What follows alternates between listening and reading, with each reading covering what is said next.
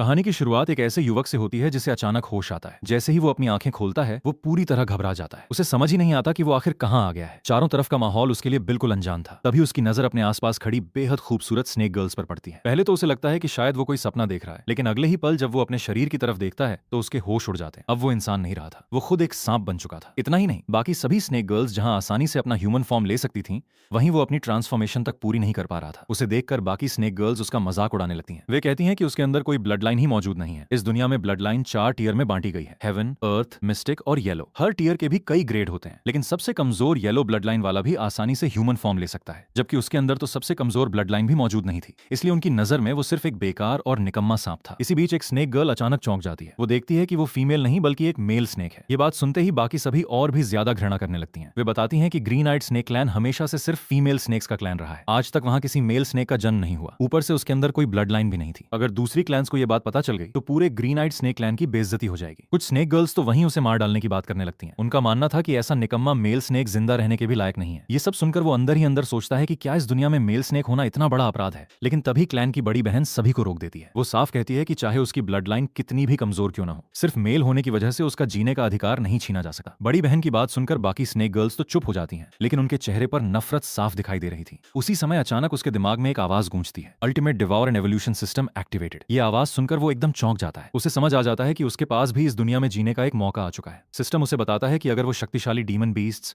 Rare treasures और spirit herbs को डिवॉर करेगा तो उसे एवोल्यूशन पॉइंट्स मिलेंगे। उन्हीं एवोल्यूशन पॉइंट्स की मदद से वो लगातार अपनी ब्लड लाइन अपग्रेड कर सकता है और पहले से कहीं ज्यादा शक्तिशाली बन सकता है। ये सुनकर उसके चेहरे पर पहली बार मुस्कान आ जाती है। अभी कुछ देर पहले तक जिसे सब बेकार समझ रहे थे, अब उसके पास सबसे बड़ा सहारा सिस्टम था। थोड़ी देर बाद क्लैन की बड़ी बहन शिकार करके वापस लौटी है। वो पूरे क्लैन के लिए ढेर सारा भोजन लेकर आती है। सभी स्नेक गर्ल्स खुशी खुशी खाने की तरफ दौड़ पड़ती हैं। उसे भी लगता है कि अगर वो इतना सारा खाना खा ले तो शायद जल्दी एवोल्यूशन कर पाएगा, लेकिन जैसे ही वो खाने के लिए आगे बढ़ता है उसे रोक दिया जाता है। स्नेक गर्ल्स उसे ताना मारते हुए कहती हैं कि ये भोजन 3 दिन बाद होने वाले स्नेक मदर ट्रायल की तैयारी के लिए लाया गया है। एक blood line less male snake का इस भोजन पर कोई अधिकार नहीं है। उसे वहां से भगा दिया जाता है। वो निराश होकर पीछे हट जाता है, लेकिन तभी उसे ट्रायल की एक ऐसी सच्चाई पता चलती है जिसे सुनकर उसके पैरों तले जमीन खिसक जाती है। उसे बताया जाता है कि 3 दिन बाद पूरे पहाड़ के सभी स्नेक क्लैंस को स्नेक मदर के सामने पेश होना होगा। जो भी तय की गई स्ट्रेंथ तक नहीं पहुंच पाएगा उसे वहीं मार दिया जाएगा। ये सुनकर वो पूरी तरह हैरान रह जाता है। उसे लगता है कि अगर ऐसा है तो सभी लोग यहां से भाग क्यों नहीं जाते, लेकिन उसे पता चलता है कि पूरे मिस्टी माउंटेन के चारों तरफ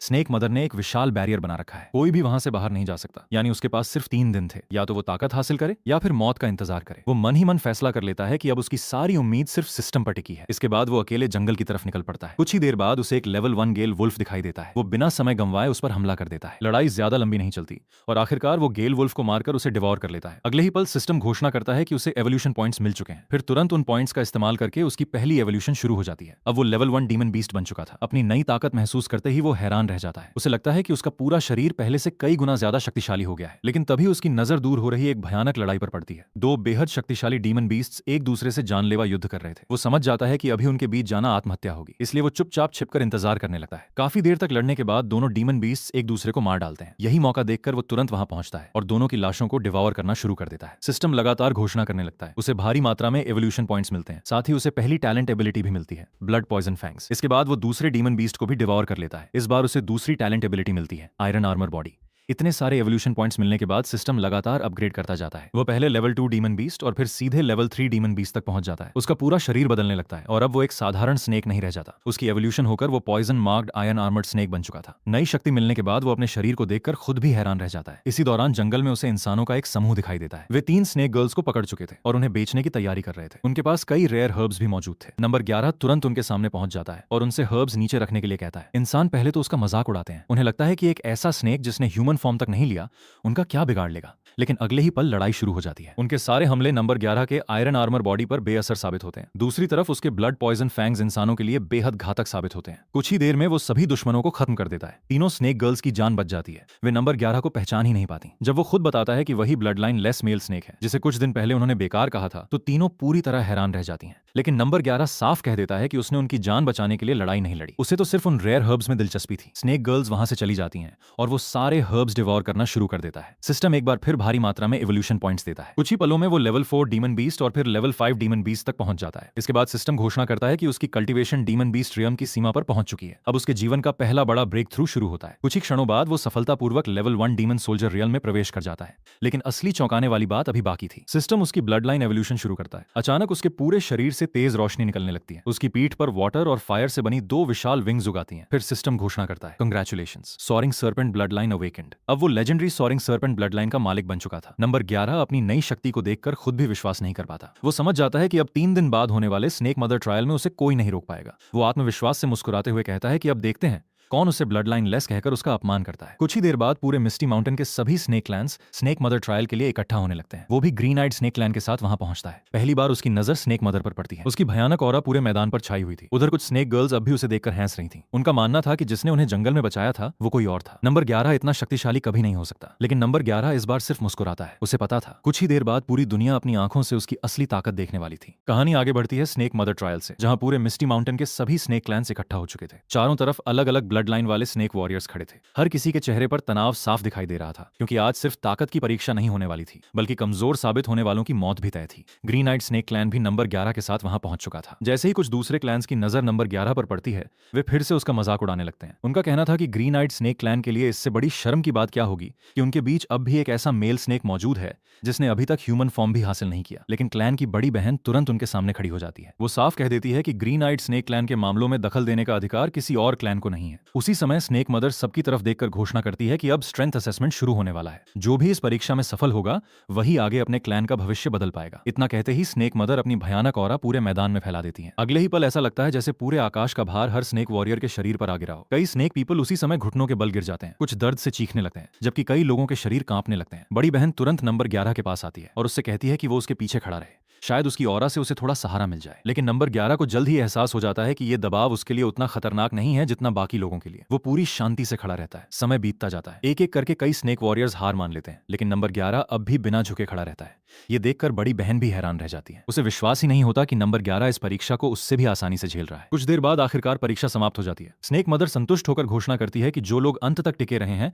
वे इस ट्रायल में सफल हो चुके हैं। अब सभी क्लैंस को उनकी योग्यता के अनुसार टेरिटरी कोर दिया जाने लगता है। कुछ क्लैंस को डी रैंक टेरिटरी मिलती है तो कुछ को उससे बेहतर। जब ग्रीन आइड स्नेक क्लैन की बारी आती है तो उन्हें उम्मीद से कहीं बड़ा बी रैंक टेरिटरी कोर मिलता है। पूरा ग्रीन आइड स्नेक क्लैन खुशी से झूम उठता है। किसी ने भी नहीं सोचा था कि उन्हें इतनी बड़ी टेरिटरी मिलेगी। उसी समय नंबर 11 के दिमाग में सिस्टम की आवाज गूंजती है, congratulations host, cross realm reward unlocked. System बताता है कि अब उसके पास अपनी क्लैन टेरिटरी है, इसलिए उसे एक खास रिवॉर्ड मिलने वाला है। लेकिन वो रिवॉर्ड तभी मिलेगा जब वो अपनी नई टेरिटरी में पहुंच जाएगा। नंबर 11 के चेहरे पर मुस्कान आ जाती है, लेकिन जैसे ही पूरा क्लैन अपनी नई टेरिटरी की तरफ बढ़ने लगता है, अचानक कुछ स्नेक वॉरियर्स उनका रास्ता रोक लेते हैं। वे थे क्रिम्सन स्केल स्नेक क्लैन। उनका नेता घमंड से टेरिटरी कोर की तरफ इशारा करते हुए कहता है कि ग्रीन आइड स्नेक क्लैन इस टेरिटरी के लायक नहीं है। अगर वे अपनी जान बचाना चाहते हैं तो तुरंत टेरिटरी कोर उन्हें सौंप दें और क्रिम्सन स्केल स्नेक क्लैन की सेवा स्वीकार कर लें। ये सुनते ही ग्रीन आइड स्नेक क्लैन की सभी स्नेक गर्ल्स गुस्से से भर उठती हैं। उनकी बड़ी बहन साफ मना कर देती है, लेकिन क्रिम्सन स्केल क्लैन का नेता हंसने लगता है। वो कहता है कि लगता है उन्हें स्नेक रेस का सबसे बड़ा नियम याद नहीं है। इस दुनिया में हाई ब्लड लाइन हमेशा लो ब्लड लाइन पर शासन करती है। अगर किसी की ब्लड लाइन ऊंची है तो वो नीचे वाली ब्लड लाइन को अपना स्लेव बना सकता है। नंबर 11 ये सुनकर हैरान रह जाता है। उसे पहली बार पता चलता है कि इस दुनिया में सिर्फ ताकत ही नहीं बल्कि ब्लड लाइन भी लोगों की किस्मत तय करती है। बड़ी बहन आगे बढ़कर कहती है कि उसकी ब्लड लाइन मिस्टिक ग्रेड है, लेकिन अगले ही पल क्रिम्सन स्केल क्लैन का नेता अपनी ब्लड लाइन रिलीज कर देता है। पूरे मैदान में भारी ऑरा फैल जाती है। वो गर्व से घोषणा करता है, अर्थ ग्रेड ब्लड लाइन। ये सुनते ही ग्रीन आइड स्नेक क्लैन के सभी सदस्य घबरा जाते हैं। मिस्टिक ग्रेड अर्थ ग्रेड के सामने बिल्कुल कमजोर थी। क्रिम्सन स्केल क्लैन का नेता तुरंत स्नेक मदर की तरफ देखकर अनुरोध करता है कि ग्रीन आइड स्नेक क्लैन को उनके क्लैन का स्लेव घोषित कर दिया जाए। स्नेक मदर बिना किसी हिचकिचाहट की अनुमति दे देती है। ये सुनते ही ग्रीन आइड स्नेक क्लैन की कई स्नेक गर्ल्स रोने लगती हैं। उन्हें पता था कि crimson scale clan female snakes के साथ बेहद क्रूर व्यवहार करता है। अगर वे स्लेव बन गईं तो उनकी जिंदगी खत्म हो जाएगी। क्रिम्सन स्केल क्लैन का नेता टेरिटरी कोड छीनने के लिए आगे बढ़ता है। वो बड़ी बहन को अपने साथ ले जाने की बात करता है और नंबर 11 की तरफ देखकर हंसते हुए कहता है कि सबसे पहले इस बदसूरत मेल स्नेक को टेरिटरी से बाहर फेंक दिया जाएगा। ये सुनते ही नंबर 11 का गुस्सा फूट पड़ता है। वो सीधे स्नेक मदर की तरफ देखकर पूछता है, अगर मेरी ब्लड लाइन इन सबसे ऊंची हुई तो क्या मैं इन्हें अपना स्लेव बना सकता हूं? स्नेक मदर बिना किसी भाव के जवाब देती है, हाँ। बस यही जवाब नंबर 11 को चाहिए था। क्रिम्सन स्केल क्लैन के सभी लोग उसका मजाक उड़ाने लगते हैं। उन्हें लगता है कि एक ऐसा स्नेक जिसने ह्यूमन फॉर्म तक नहीं लिया वो अर्थ ग्रेड ब्लड लाइन को कैसे चुनौती दे सकता है। लेकिन नंबर 11 शांत रहता है। वो धीरे धीरे अपनी पूरी ब्लड लाइन रिलीज करता है। अगले ही पल पूरे मैदान में तेज रोशनी फैल जाती है। उसकी पीठ से वाटर और फायर की 2 विशाल विंग्स निकल आती हैं। भयानक ऑरा पूरे ट्रायल ग्राउंड में फैल जाती है। सिस्टम द्वारा जागृत heaven grade soaring serpent blood line पहली बार सबके सामने प्रकट होती है। पूरा मैदान एकदम शांत हो जाता है। हर किसी की आंखों में सिर्फ हैरानी थी। कुछ देर पहले तक जिसे blood line less male snake कहा जा रहा था, वही अब हेवन ग्रेड ब्लड लाइन का मालिक बन चुका था। ग्रीन आइड स्नेक क्लैन की सभी स्नेक गर्ल्स खुशी से चिल्लाने लगती हैं। उन्हें समझ आ जाता है कि वे अब बच चुकी हैं। दूसरी तरफ क्रिम्सन स्केल क्लैन का नेता पूरी तरह घबरा जाता है। उसे विश्वास ही नहीं होता कि हेवन ग्रेड ब्लड लाइन सचमुच उसके सामने खड़ी है। लेकिन अगले ही पल वो चिल्लाकर अपने लोगों को नंबर 11 को मारने का आदेश देता है। उसे लगता था कि अगर नंबर 11 अभी जिंदा रहा तो भविष्य में वो पूरे स्नेक रेस के लिए खतरा बन जाएगा। जैसे ही वे हमला करते हैं, नंबर 11 तुरंत अपनी डीमन सोल्जर ऑरा रिलीज कर देता है। अब सबको पता चल जाता है कि वो सिर्फ हेवन ग्रेड ब्लड लाइन का मालिक ही नहीं बल्कि डीमन सोल्जर रियल्म तक भी पहुंच चुका है। क्रिम्सन स्केल क्लैन के लोग उसके सामने टिक ही नहीं पाते। कुछ ही पलों में नंबर 11 उन्हें एक एक करके हरा देता है। उनका नेता आखिर में डरकर शांति की भीख मांगने लगता है, लेकिन नंबर 11 साफ कह देता है, जब तुम हमें स्लेव बनाने आए थे तब तुम्हें दया याद नहीं आई थी। इतना कहते ही वो आखिरी वार करता है। क्रिम्सन स्केल क्लैन पूरी तरह हार जाता है। अब पूरा ट्रायल ग्राउंड शांत हो चुका था। नंबर 11 ऊंची आवाज में सबको चुनौती देता है, अगर किसी को ग्रीन आइड स्नेक क्लैन से कोई शिकायत है तो सामने आ जाए। लेकिन इस बार कोई भी आगे नहीं बढ़ता। सभी क्लैंस चुपचाप सिर झुका लेते हैं। स्नेक मदर भी नंबर 11 की ताकत से प्रभावित हो जाती है। वो घोषणा करती है कि असली शक्तिशाली व्यक्ति हमेशा बड़े इनाम का अधिकारी होता है। इसके बाद वो ग्रीन आइड स्नेक क्लैन के टेरिटरी कोर को अपग्रेड कर देती है। अब उन्हें पहले से भी बेहतर टेरिटरी मिलने वाली थी। पूरा ग्रीन आइड स्नेक क्लैन खुशी खुशी अपनी नई टेरिटरी की तरफ निकल पड़ता है। जैसे ही वे वहां पहुंचते हैं, सभी की आंखें चमक उठती हैं। चारों तरफ बेहद घनी स्पिरिचुअल एनर्जी फैली हुई थी। सिर्फ सांस लेने से ही ऐसा महसूस हो रहा था जैसे कल्टीवेशन अपने आप बढ़ रही हो। सभी स्नेक गर्ल्स खुशी से नंबर 11 के चारों तरफ इकट्ठा हो जाती हैं। कोई कहती है कि आज वो उसके नेस्ट में सोए, दूसरी कहती है कि उसका नेस्ट सबसे बड़ा और सबसे आरामदायक है, तीसरी तो उसका हाथ पकड़कर उसे अपने साथ ले जाने लगती है। नंबर 11 पूरी तरह शर्मिंदा हो जाता है। तभी बड़ी बहन सभी को रोक देती है। वो हंसते हुए कहती है कि नंबर 11 ने आज सबसे बड़ा योगदान दिया है, इसलिए सभी उसका सम्मान करना चाहती हैं। लेकिन अभी वो पूरी तरह मैच्योर नहीं हुआ है। अगर इस समय वो इन सब बातों में उलझ गया तो उसकी कल्टीवेशन पर बुरा असर पड़ेगा। सब लोग हंसने लगते हैं। नंबर 11 भी मुस्कुराता है, लेकिन उसे याद आता है कि अभी उसका सबसे बड़ा काम बाकी है। वो मन ही मन सोचता है कि अभी इन सब बातों का समय नहीं है। सबसे पहले उसे सिस्टम का क्रॉस रियल्म रिवॉर्ड लेना होगा। वो चुपचाप टेरिटरी के एक सुनसान हिस्से की ओर बढ़ जाता है। जैसे ही वो वहां पहुंचता है, सिस्टम सक्रिय हो जाता है। उसके सामने एक चमकती हुई दिव्य लॉ प्रकट होती है। सिस्टम बताता है कि यह एक बेहद दुर्लभ स्पिरिट फ्लेम है। अगर भविष्य में वो 5 अलग अलग एलिमेंट स्पिरिट फ्लेम्स इकट्ठा कर लेफ्टिनेंट, तो वो डीमन रेस के सबसे शक्तिशाली शरीरों में से एक 5 एलिमेंट स्पिरिट बॉडी तैयार कर सकेगा। नंबर 11 ये सुनकर हैरान रह जाता है। उसे समझ आ जाता है कि उसकी अगली यात्रा अभी शुरू ही हुई है। जैसे ही नंबर 11 अपनी नई टेरिटरी के एक शांत हिस्से में पहुंचता है, उसकी पूरी नजर सिस्टम द्वारा मिले उस रहस्यमयी रिवॉर्ड पर टिक जाती है। अभी कुछ ही देर पहले उसे पता चला था कि अगर वो 5 एलिमेंट स्पिरिट फ्लेम्स इकट्ठा कर ले तो भविष्य में 5 एलिमेंट स्पिरिट बॉडी तैयार कर सकता है। ये डीमन रेस के सबसे शक्तिशाली शरीरों में से एक माना जाता था। नंबर 11 बिना देर किए उस स्पिरिट फ्लेम को एब्जॉर्ब करना शुरू कर देता है। शुरुआत में उसे लगता है कि यह प्रक्रिया बेहद कठिन होगी, लेकिन तभी उसके सामने एक चौंकाने वाली घटना होती है। उसे पता चलता है कि मॉल्टन गोल्ड स्पिरिट फ्लेम अपने आप आसपास के लावा से ऊर्जा खींचना शुरू कर चुकी है। सिस्टम लगातार घोषणा करने लगता है, एवोल्यूशन पॉइंट्स 100 100 100। नंबर 11 कुछ किए बिना ही लगातार एवोल्यूशन पॉइंट्स हासिल करने लगता है। कुछ ही देर में सिस्टम उन पॉइंट्स का इस्तेमाल करता है। लेवल 2 डीमन सोल्जर, फिर तुरंत लेवल 3 डीमन सोल्जर। सिर्फ लेटे लेटे उसकी कल्टीवेशन बढ़ती जा रही थी। नंबर 11 खुशी से मुस्कुरा देता है, लेकिन अगले ही पल उसे एहसास होता है कि अब हर अगली लेवल के लिए पहले से लगभग 100 गुना ज्यादा एवोल्यूशन पॉइंट्स चाहिए होंगे। यानी अब कल्टीवेशन पहले जितनी आसान नहीं रहने वाली थी। उधर टेरिटरी के बाहर अचानक कुछ स्नेक गर्ल्स पहुंचती हैं। जैसे ही बड़ी बहन उन्हें देखती है, उसके चेहरे का रंग बदल जाता है। वे उसी ब्लड लाइन की दूसरी शाखा से आई हुई स्नेक गर्ल्स थीं। वे बड़ी बहन को देखकर मुस्कुराती हैं और कहती हैं कि आखिरकार उन्हें उसे ढूंढने में सफलता मिल गई। फिर वे बताती हैं कि ब्लैक स्केल स्नेक क्लैन की वजह से उन्हें स्नेक मदर ट्रायल से छूट मिल गई है, लेकिन उनका असली उद्देश्य कुछ और था। वे बड़ी बहन से कहती हैं कि ब्लैक स्केल स्नेक क्लैन का यंग मास्टर जल्द ही अपनी 18 स्नेक कॉन्क्यूबाइंस चुनने वाला है। अगर ग्रीन आइड स्नेक क्लैन की लड़कियां वहां चली जाएं तो पूरी ब्लड लाइन सुरक्षित हो जाएगी। बड़ी बहन बिना सोचे उनका प्रस्ताव ठुकरा देती है। वो कहती है कि वे किसी की कॉन्क्यूबाइन बनने नहीं वाली। ये सुनते ही वे स्नेक गर्ल्स व्यंग्य से हंसने लगती हैं। तभी नंबर 11 आगे बढ़कर उनसे पूछता है, अगर इतना ही अच्छा है तो तुम लोग खुद क्यों नहीं चली जाती? उसका सवाल सुनकर उनका चेहरा उतर जाता है। वे तुरंत नंबर 11 की तरफ इशारा करके कहती हैं कि बड़ी बहन अब किसी जंगली मेल स्नेक के साथ घूम रही है। फिर वे दावा करती हैं कि ग्रीन प्यूपिल स्नेक ब्लड लाइन में कभी मेल स्नेक पैदा ही नहीं होते, इसलिए नंबर 11 किसी भी हालत में उनके क्लैन का सदस्य नहीं हो सकता। नंबर 11 भी बड़ी बहन की तरफ देखने लगता है। तब पहली बार बड़ी बहन उसके जन्म की सच्चाई बताती है। वो कहती है कि कई साल पहले उसे जंगल में एक अकेला स्नेक एग मिला था। वही अंडा बाद में नंबर 11 निकला। यानी आज तक किसी को उसके असली माता पिता या उसकी असली ब्लड लाइन के बारे में कुछ भी पता नहीं था। ये सुनकर सामने खड़ी स्नेक गर्ल्स जोर जोर से हंसने लगती हैं। वे कहती हैं कि ग्रीन आइड स्नेक क्लैन अब इतना कमजोर हो चुका है कि उसे अपनी रक्षा के लिए किसी अज्ञात ब्लड लाइन वाले स्नेक का सहारा लेना पड़ रहा है। इसके बाद वे फिर ब्लैक स्केल स्नेक क्लैन के यंग मास्टर की तारीफ करने लगती हैं। उनके मुताबिक वो अभी पूरी तरह एडल्ट भी नहीं हुआ, फिर भी हाफ स्टेप डीमन जनरल तक पहुंच चुका है। अगर कोई स्नेक गर्ल उसकी कॉन्क्यूबाइन बन जाए तो वो बहुत बड़ा सम्मान होगा। इतना ही नहीं, शायद वो खुश होकर कोई टेरिटरी भी इनाम में दे दे। ये सुनकर बड़ी बहन मुस्कुरा देती है। वो शांत आवाज में कहती है, टेरिटरी टेरिटरी की चिंता करने की जरूरत नहीं, हमारे पैरों के नीचे जो जमीन है वही हमारी टेरिटरी है। ये सुनते ही तीनों स्नेक गर्ल्स चौंक जाती हैं। उन्हें यकीन ही नहीं होता कि ग्रीन आइड स्नेक क्लैन के पास सचमुच अपनी टेरिटरी है। वे तुरंत चारों तरफ देखने लगती हैं। यहाँ की स्पिरिचुअल एनर्जी महसूस करते ही उनके चेहरे बदल जाते हैं। चारों तरफ रेयर रिसोर्सेज फैले हुए थे। सिर्फ सांस लेने से ही कल्टीवेशन तेज महसूस हो रही थी। अब उनके मन में लालच पैदा हो जाता है। वे बड़ी बहन से टेरिटरी कोर दिखाने के लिए कहती हैं। बड़ी बहन मासूमियत में उन्हें बता देती है कि अभी तक किसी ने टेरिटरी कोर के साथ बॉन्ड नहीं किया, बस इतना सुनना था। तीनों का असली चेहरा सामने आ जाता है। वे कहती हैं कि बड़ी टेरिटरी संभालना ग्रीन आइड स्नेक क्लैन के बस की बात नहीं है। तीनों पहले से डीमन सोल्जर रियल में है। अगर टेरिटरी उनके हाथ में आ जाए तो वे जल्द ही डीमन जनरल बन सकती हैं। इसलिए क्लैन के भविष्य के लिए टेरिटरी कोर उन्हें सौंप दिया जाए। लेकिन बड़ी बहन साफ इनकार कर देती है। वो कहती है ये टेरिटरी नंबर 11 की वजह से मिली है, इस पर अधिकार भी उसी का होगा। ये सुनते ही तीनों स्नेक गर्ल्स अपना धैर्य खो बैठती हैं। वे जबरदस्ती टेरिटरी कोर छीनने की कोशिश करती हैं। तभी नंबर 11 उनके सामने आकर खड़ा हो जाता है। वो शांत स्वर में कहता है, जब बातों से काम नहीं बना तो अब चोरी करोगी? तीनों एक साथ उसकी तरफ झपट पड़ती हैं। उन्हें पूरा विश्वास था कि 3 डीमन सोल्जर्स मिलकर एक लेवल 3 डीमन सोल्जर को आसानी से हरा देंगी। लेकिन अगले ही पल सब कुछ बदल जाता है। नंबर 11 बिजली जैसी स्पीड से उनके बीच पहुंच जाता है। उसका सिर्फ एक वार और पहली स्नेक गर्ल दूर जाकर गिरती है। दूसरा वार, दूसरी स्नेक गर्ल भी लड़ने लायक नहीं बचती। तीसरी पूरी तरह घबरा जाती है। उसे समझ ही नहीं आता कि एक ही रियल्म का डीमन सोल्जर इतना शक्तिशाली कैसे हो सकता है। कुछ ही पलों में तीनों जमीन पर गिरी हुई थी। वे डर के मारे दया की भीख मांगने लगती हैं। लेकिन नंबर 11 उनकी आंखों में कोई पछतावा नहीं देखता।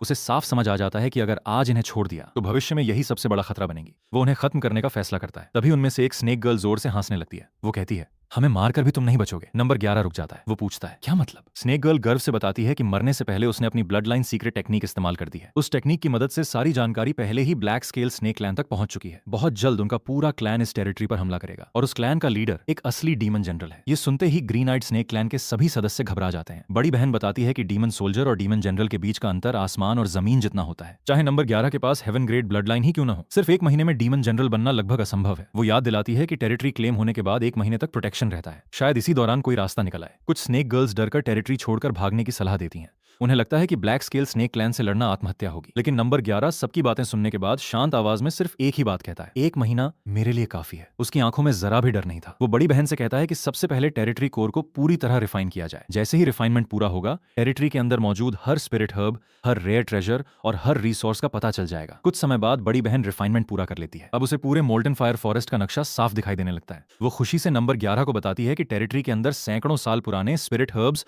और अनगिनत रेयर ट्रेजर्स छिपे हुए हैं। नंबर 11 तुरंत फैसला करता है कि अब पूरा क्लैन उसके साथ कल्टीवेशन के लिए बाहर जाएगा। लेकिन तभी बड़ी बहन और बाकी स्नेक गर्ल्स उसे रोक देती हैं। वे पहले ही आपस में एक फैसला कर चुकी थीं। अगले पूरे 1 महीने तक टेरिटरी के अंदर मिलने वाला हर रिसोर्स सिर्फ नंबर 11 के लिए होगा। वे कहती हैं कि बिना डीमन जनरल के कोई भी टेरिटरी ज्यादा समय तक सुरक्षित नहीं रह सकती। अगर नंबर 11 जल्दी डीमन जनरल बन गया तो वही पूरे क्लैन की रक्षा कर पाएगा। बड़ी बहन मुस्कुराकर कहती है, हमें सिर्फ इतना चाहिए, जब तुम इतने शक्तिशाली बन जाओ तो हमें अपने साथ रहने की एक जगह दे देना। उनकी बात सुनकर नंबर 11 हल्का सा मुस्कुरा देता है। वो कहता है, तुम लोग अभी भी मुझे कम समझ रही हो, आज मैं तुम्हें दिखाऊंगा कि असली ओवरपावर्ड होना किसे कहते हैं। इसके बाद वो पूरे क्लैन को साथ लेकर मोल्टन फायर फॉरेस्ट के अंदर निकल पड़ता है। रास्ते में वो एक के बाद एक शक्तिशाली डीमन बीस्ट का शिकार करना शुरू कर देता है। कुछ ही समय में वो लगातार 9 लेवल 5 डीमन सोल्जर बीस्ट को मार गिराता है। पूरे ग्रीन आइड स्नेक क्लैन की स्नेक गर्ल्स उसकी ताकत देखकर स्तब्ध रह जाती हैं। वे यकीन ही नहीं कर पाती कि सिर्फ लेवल 3 डीमन सोल्जर होते हुए भी नंबर 11 इतनी आसानी से इतने शक्तिशाली डीमन बीस्ट को खत्म कर रहा है। इसी दौरान बड़ी बहन को एक बेहद दुर्लभ क्रिम्सन फ्लेम हर्ब मिलती है। वो तुरंत उसे नंबर 11 की तरफ बढ़ाते हुए कहती है, ये हर्ब तुम्हारे लिए सबसे ज्यादा उपयोगी होगी, इसे लेकर अपनी कल्टीवेशन और तेज कर लो। और यहीं से नंबर 11 की अगली बड़ी ब्रेक थ्रू की तैयारी शुरू हो जाती है। जैसे ही नंबर 11 उस स्पिरिट हर्ब को अब्सॉर्ब करता है, उसके शरीर के अंदर की स्पिरिचुअल एनर्जी तेजी से बढ़ने लगती है। उसी समय सामने एक और लेवल 5 डीमन सोल्जर बीस्ट आ जाता है। नंबर 11 बिना किसी डर के सीधे उस पर टूट पड़ता है। कुछ ही देर में वो बीस्ट भी उसके सामने हार जाता है। सिस्टम तुरंत घोषणा करता है 500 एवोल्यूशन पॉइंट्स ऑब्टेन्ड। फिर बिना देर किए एवोल्यूशन शुरू हो जाती है। Host consumed 4000 evolution points. Level 4 demon soldier achieved. नई रियल्म में पहुंचते ही नंबर 11 के पूरे शरीर से शक्तिशाली ऑरा निकलने लगती है। लेकिन असली खुशी तब होती है जब सिस्टम उसे एक नई टैलेंट एबिलिटी देता है, मोल्टन रॉर। सिस्टम बताता है कि यह स्किल दुश्मन को जबरदस्ती 3 सेकंड के लिए स्टन कर सकती है। नंबर 11 खुशी से मुस्कुरा उठता है। अब उसके पास अटैक, डिफेंस, पॉइजन और स्टन चारों तरह की शक्तियां मौजूद थीं। लेकिन सिस्टम यही नहीं रुकता। वो नंबर 11 की पुरानी टैलेंट्स को आपस में मर्ज करना शुरू कर देता है। Blood poison fangs, iron armour body और मोल्टन रॉर। कुछ ही पलों में तीनों मिलकर एक बिल्कुल नई पैसिव एबिलिटी बना देते हैं, पॉइजन फ्लेम काउंटर अटैक। अब अगर कोई नंबर 11 पर हमला करेगा तो उसके शरीर में पॉइजन फैलने के साथ साथ 3 सेकंड तक स्टन होने की भी संभावना रहेगी, यानी अब उसे मारना खुद को नुकसान पहुंचाने जैसा था। नंबर 11 अपनी नई ताकत महसूस करता है, लेकिन सिस्टम फिर उसे याद दिलाता है कि अगले लेवल तक पहुंचने के लिए अभी भी लगभग 5000 एवोल्यूशन पॉइंट्स चाहिए। वो आसपास नजर घुमाता है, लेकिन पूरे इलाके के लगभग सभी हाई लेवल डीमन बीस्ट्स खत्म हो चुके थे। अब आगे बढ़ने के लिए उसे कोई नया मौका तलाशना होगा। उसी समय बड़ी बहन उसकी तरफ देखकर मुस्कुराती है। वो कहती है कि नंबर 11 की कल्टीवेशन इतनी तेजी से बढ़ रही है कि अब बाकी सभी उसके पीछे छूटते जा रहे हैं। नंबर 11 भी मुस्कुराकर जवाब देता है, मैंने पहले ही कहा था कि तुम लोगों को अपने रिसोर्सेज छोड़ने की जरूरत नहीं है। वो फैसला करता है कि वापस टेरिटरी पहुंचने के बाद सारे स्पिरिट हर्ब्स पूरे क्लैन में बराबर बांटे जाएंगे। बड़ी बहन उसकी बात सुनकर संतुष्ट हो जाती है, लेकिन तभी सिस्टम अचानक वार्निंग देता है, स्पेशल ट्रेजर डिटेक्टेड। लगभग 12 मील दूर एक बेहद दुर्लभ स्पिरिट फ्लेम प्रकट हुई थी। उसका नाम था green lotus core flame. System बताता है कि यह साधारण स्पिरिट फ्लेम नहीं बल्कि एक हेवनली ट्रेजर है। अगर नंबर 11 इसे सफलतापूर्वक अब्सॉर्ब कर ले तो डीमन जनरल रियल्म तक पहुंचने की उसकी राह बहुत आसान हो जाएगी। ये सुनते ही नंबर 11 की आंखों में चमक आ जाती है, लेकिन बड़ी बहन तुरंत उसे रोक देती है। वो बताती है कि green lotus core flame snake mother की टेरिटरी से बाहर मौजूद है। उसके आगे की जगह पूरी तरह लॉलेस लैंड है। वहां मिस्टी माउंटेन के सबसे ताकतवर डीमन क्लैंस घूमते रहते हैं। जरा सी गलती और मौत तय है। लेकिन नंबर 11 का फैसला बदलने वाला नहीं था। वो शांत आवाज में कहता है, ये स्पिरिट फ्लेम ही मुझे डीमन जनरल बनाएगी। मैं इसे किसी भी कीमत पर हासिल करूंगा। इतना कहकर वो अकेला ही आगे बढ़ जाता है। कुछ देर बाद वो एक विशाल झील के किनारे पहुंचता है। झील के बीचों बीच हरे रंग की दिव्य अग्नि जल रही थी। वही थी ग्रीन लोटस कोर फ्लेम। लेकिन नंबर 11 अकेला नहीं था। उस ट्रेजर के चारों तरफ पहले से कई बड़े डीमन क्लैंस के एक्सपर्ट्स खड़े थे। उनमें pig demon clan, snake demon clan और मिस्टी माउंटेन की 5 सबसे बड़ी शक्तियों के सदस्य मौजूद थे। सबके सब हाफ स्टेप डीमन जनरल थे। ग्रीन आइड स्नेक क्लैन की स्नेक गर्ल्स ये देखकर घबरा जाती हैं। उन्हें समझ आ जाता है कि इतनी बड़ी शक्तियों के सामने उनका टिकना नामुमकिन है। लेकिन तभी पिग डीमन क्लैन का एक एक्सपर्ट नंबर 11 की तरफ देखकर हंसते हुए कहता है, इतने अच्छे चेहरे वाला लड़का शायद इस ट्रेजर का असली मालिक हो सकता है। वो उसे आगे जाकर स्पिरिट फ्लेम लेने के लिए उकसाने लगता है। बाकी एक्सपर्ट्स भी उसकी बात का साथ देते हैं। वे बार बार कहते हैं, जाओ, ट्रेजर तुम्हारा इंतजार कर रही है। लेकिन नंबर 11 तुरंत समझ जाता है कि वे उसे मोहरा बनाना चाहते हैं। उसी समय पिग डीमन क्लैन का एक दूसरा एक्सपर्ट धीरे से उसे चेतावनी देता है। वो कहता है, बाकी सब तुम्हें बलि का बकरा बना रहे हैं। झील के बीच जो आयरन स्केल लिजर्ड पड़ा है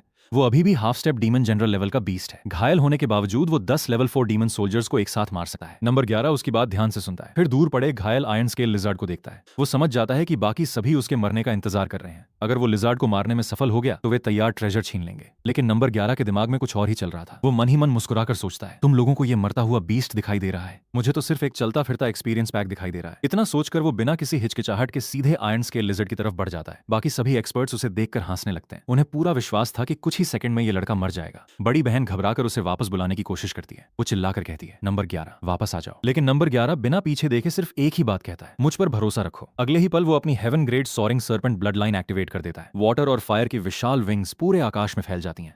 भयानक ऑरा पूरे झील के किनारे फैल जाती हैं। बाकी एक्सपर्ट्स पहली बार गंभीर हो जाते हैं।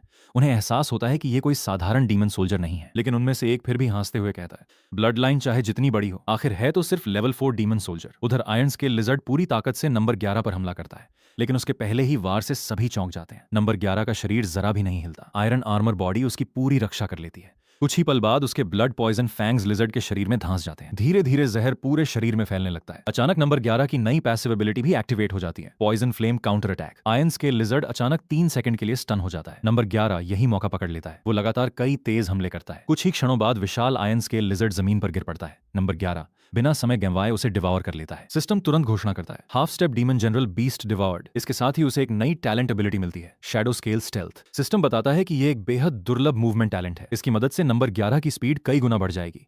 लेकिन ये talent poison flame counter attack के साथ मर्ज नहीं होगी। ये अलग स्किल की तरह काम करेगी। नंबर 11 मुस्कुराता है। उसे ठीक उसी समय ग्रीन लोटस कोर फ्लेम भी मिल जाती है। वो उसे लेकर वापस जाने लगता है, लेकिन तभी चारों तरफ खड़े एक्सपर्ट्स उसका रास्ता रोक लेते हैं। वे कहते हैं कि आयरन स्केल लिजर्ड को घायल उन्होंने किया था, इसलिए ग्रीन लोटस कोर फ्लेम पर पहला अधिकार उनका है। एक एक्सपर्ट धमकी देता है कि इतनी बड़ी हेवनली ट्रेजर एक लेवल 4 डीमन सोल्जर के हाथ में नहीं रह सकती। बड़ी बहन तुरंत नंबर 11 के सामने आकर खड़ी हो जाती है। वो कहती है, तुम भाग जाओ, मैं इन्हें रोकती हूँ। लेकिन नंबर 11 मुस्कुराकर उसे पीछे हटने का इशारा करता है। फिर अचानक वो जोर से कहता है, मैं ब्लैक स्केल स्नेक क्लैन का यंग मास्टर हूँ। क्या तुम लोग सच में मेरी स्पिरिट फ्लेम छीनना चाहते हो? कुछ पल के लिए सभी एक्सपर्ट्स रुक जाते हैं, लेकिन अगले ही पल उनमें से एक हंसने लगता है। वो कहता है, ये लॉलेस लैंड है, यहाँ किसी क्लैन का नाम काम नहीं आएगा। तुम्हें यहीं मार देंगे, किसी को पता भी नहीं चलेगा। चारों एक्सपर्ट्स एक साथ उसकी तरफ बढ़ते हैं। नंबर 11 शांत स्वर में कहता है, अगर स्पिरिट फ्लेम चाहिए तो पहले मुझे पकड़ कर दिखाओ। इतना कहते ही वो अपनी नई टैलेंट एबिलिटी एक्टिवेट कर देता है, शैडो स्केल स्टेल्थ। अगले ही पल उसका शरीर धुंधला पड़ जाता है। उसकी स्पीड इतनी बढ़ जाती है कि चारों half step demon general experts उसकी परछाई तक नहीं पकड़ पाते। कुछ ही सेकंड में number 11 green lotus core flame लेकर उनकी आंखों के सामने से गायब हो जाता है। चारों एक्सपर्ट्स गुस्से से पागल हो उठते हैं। वे तुरंत उसका पीछा करने निकल पड़ते हैं,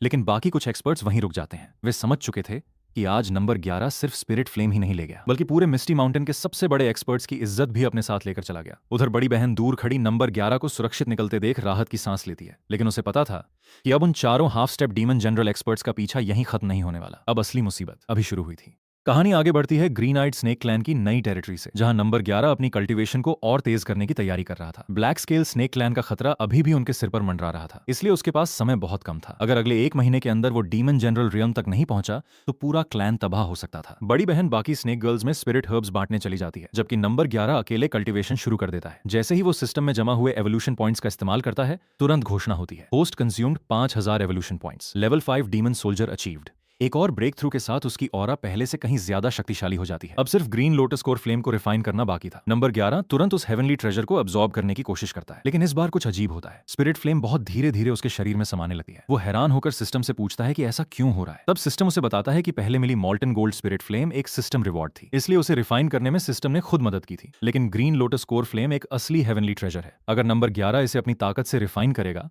तो इसमें लगभग 1 महीना लग जाएगा। ये सुनते ही नंबर 11 का चेहरा उतर जाता है। 1 महीना यानी बिल्कुल उतना ही समय जितने में ब्लैक स्केल स्नेक क्लैन हमला करने वाला था। अगर उसने अभी कल्टीवेशन शुरू की तो पूरा क्लैन उसकी रक्षा करते करते खत्म हो जाएगा, लेकिन उसके पास कोई दूसरा रास्ता भी नहीं था। वो मजबूर होकर सिक्लूजन में चला जाता है और पूरी ताकत से स्पिरिट फ्लेम रिफाइन करने लगता है। इधर ग्रीन आइड स्नेक क्लैन की टेरिटरी के बाहर अचानक भारी हलचल शुरू हो जाती है। स्नेक डीमन क्लैन की विशाल सेना टेरिटरी के सामने पहुंच चुकी थी। उनका नेता ऊंची आवाज में घोषणा करता है, टेरिटरी हमारे हवाले कर दो, वरना आज कोई जिंदा नहीं बचेगा। ग्रीन आइड स्नेक क्लैन की सभी स्नेक गर्ल्स तुरंत युद्ध के लिए तैयार हो जाती हैं। बड़ी बहन समझ जाती है कि नंबर 11 अभी सिक्लूजन में है।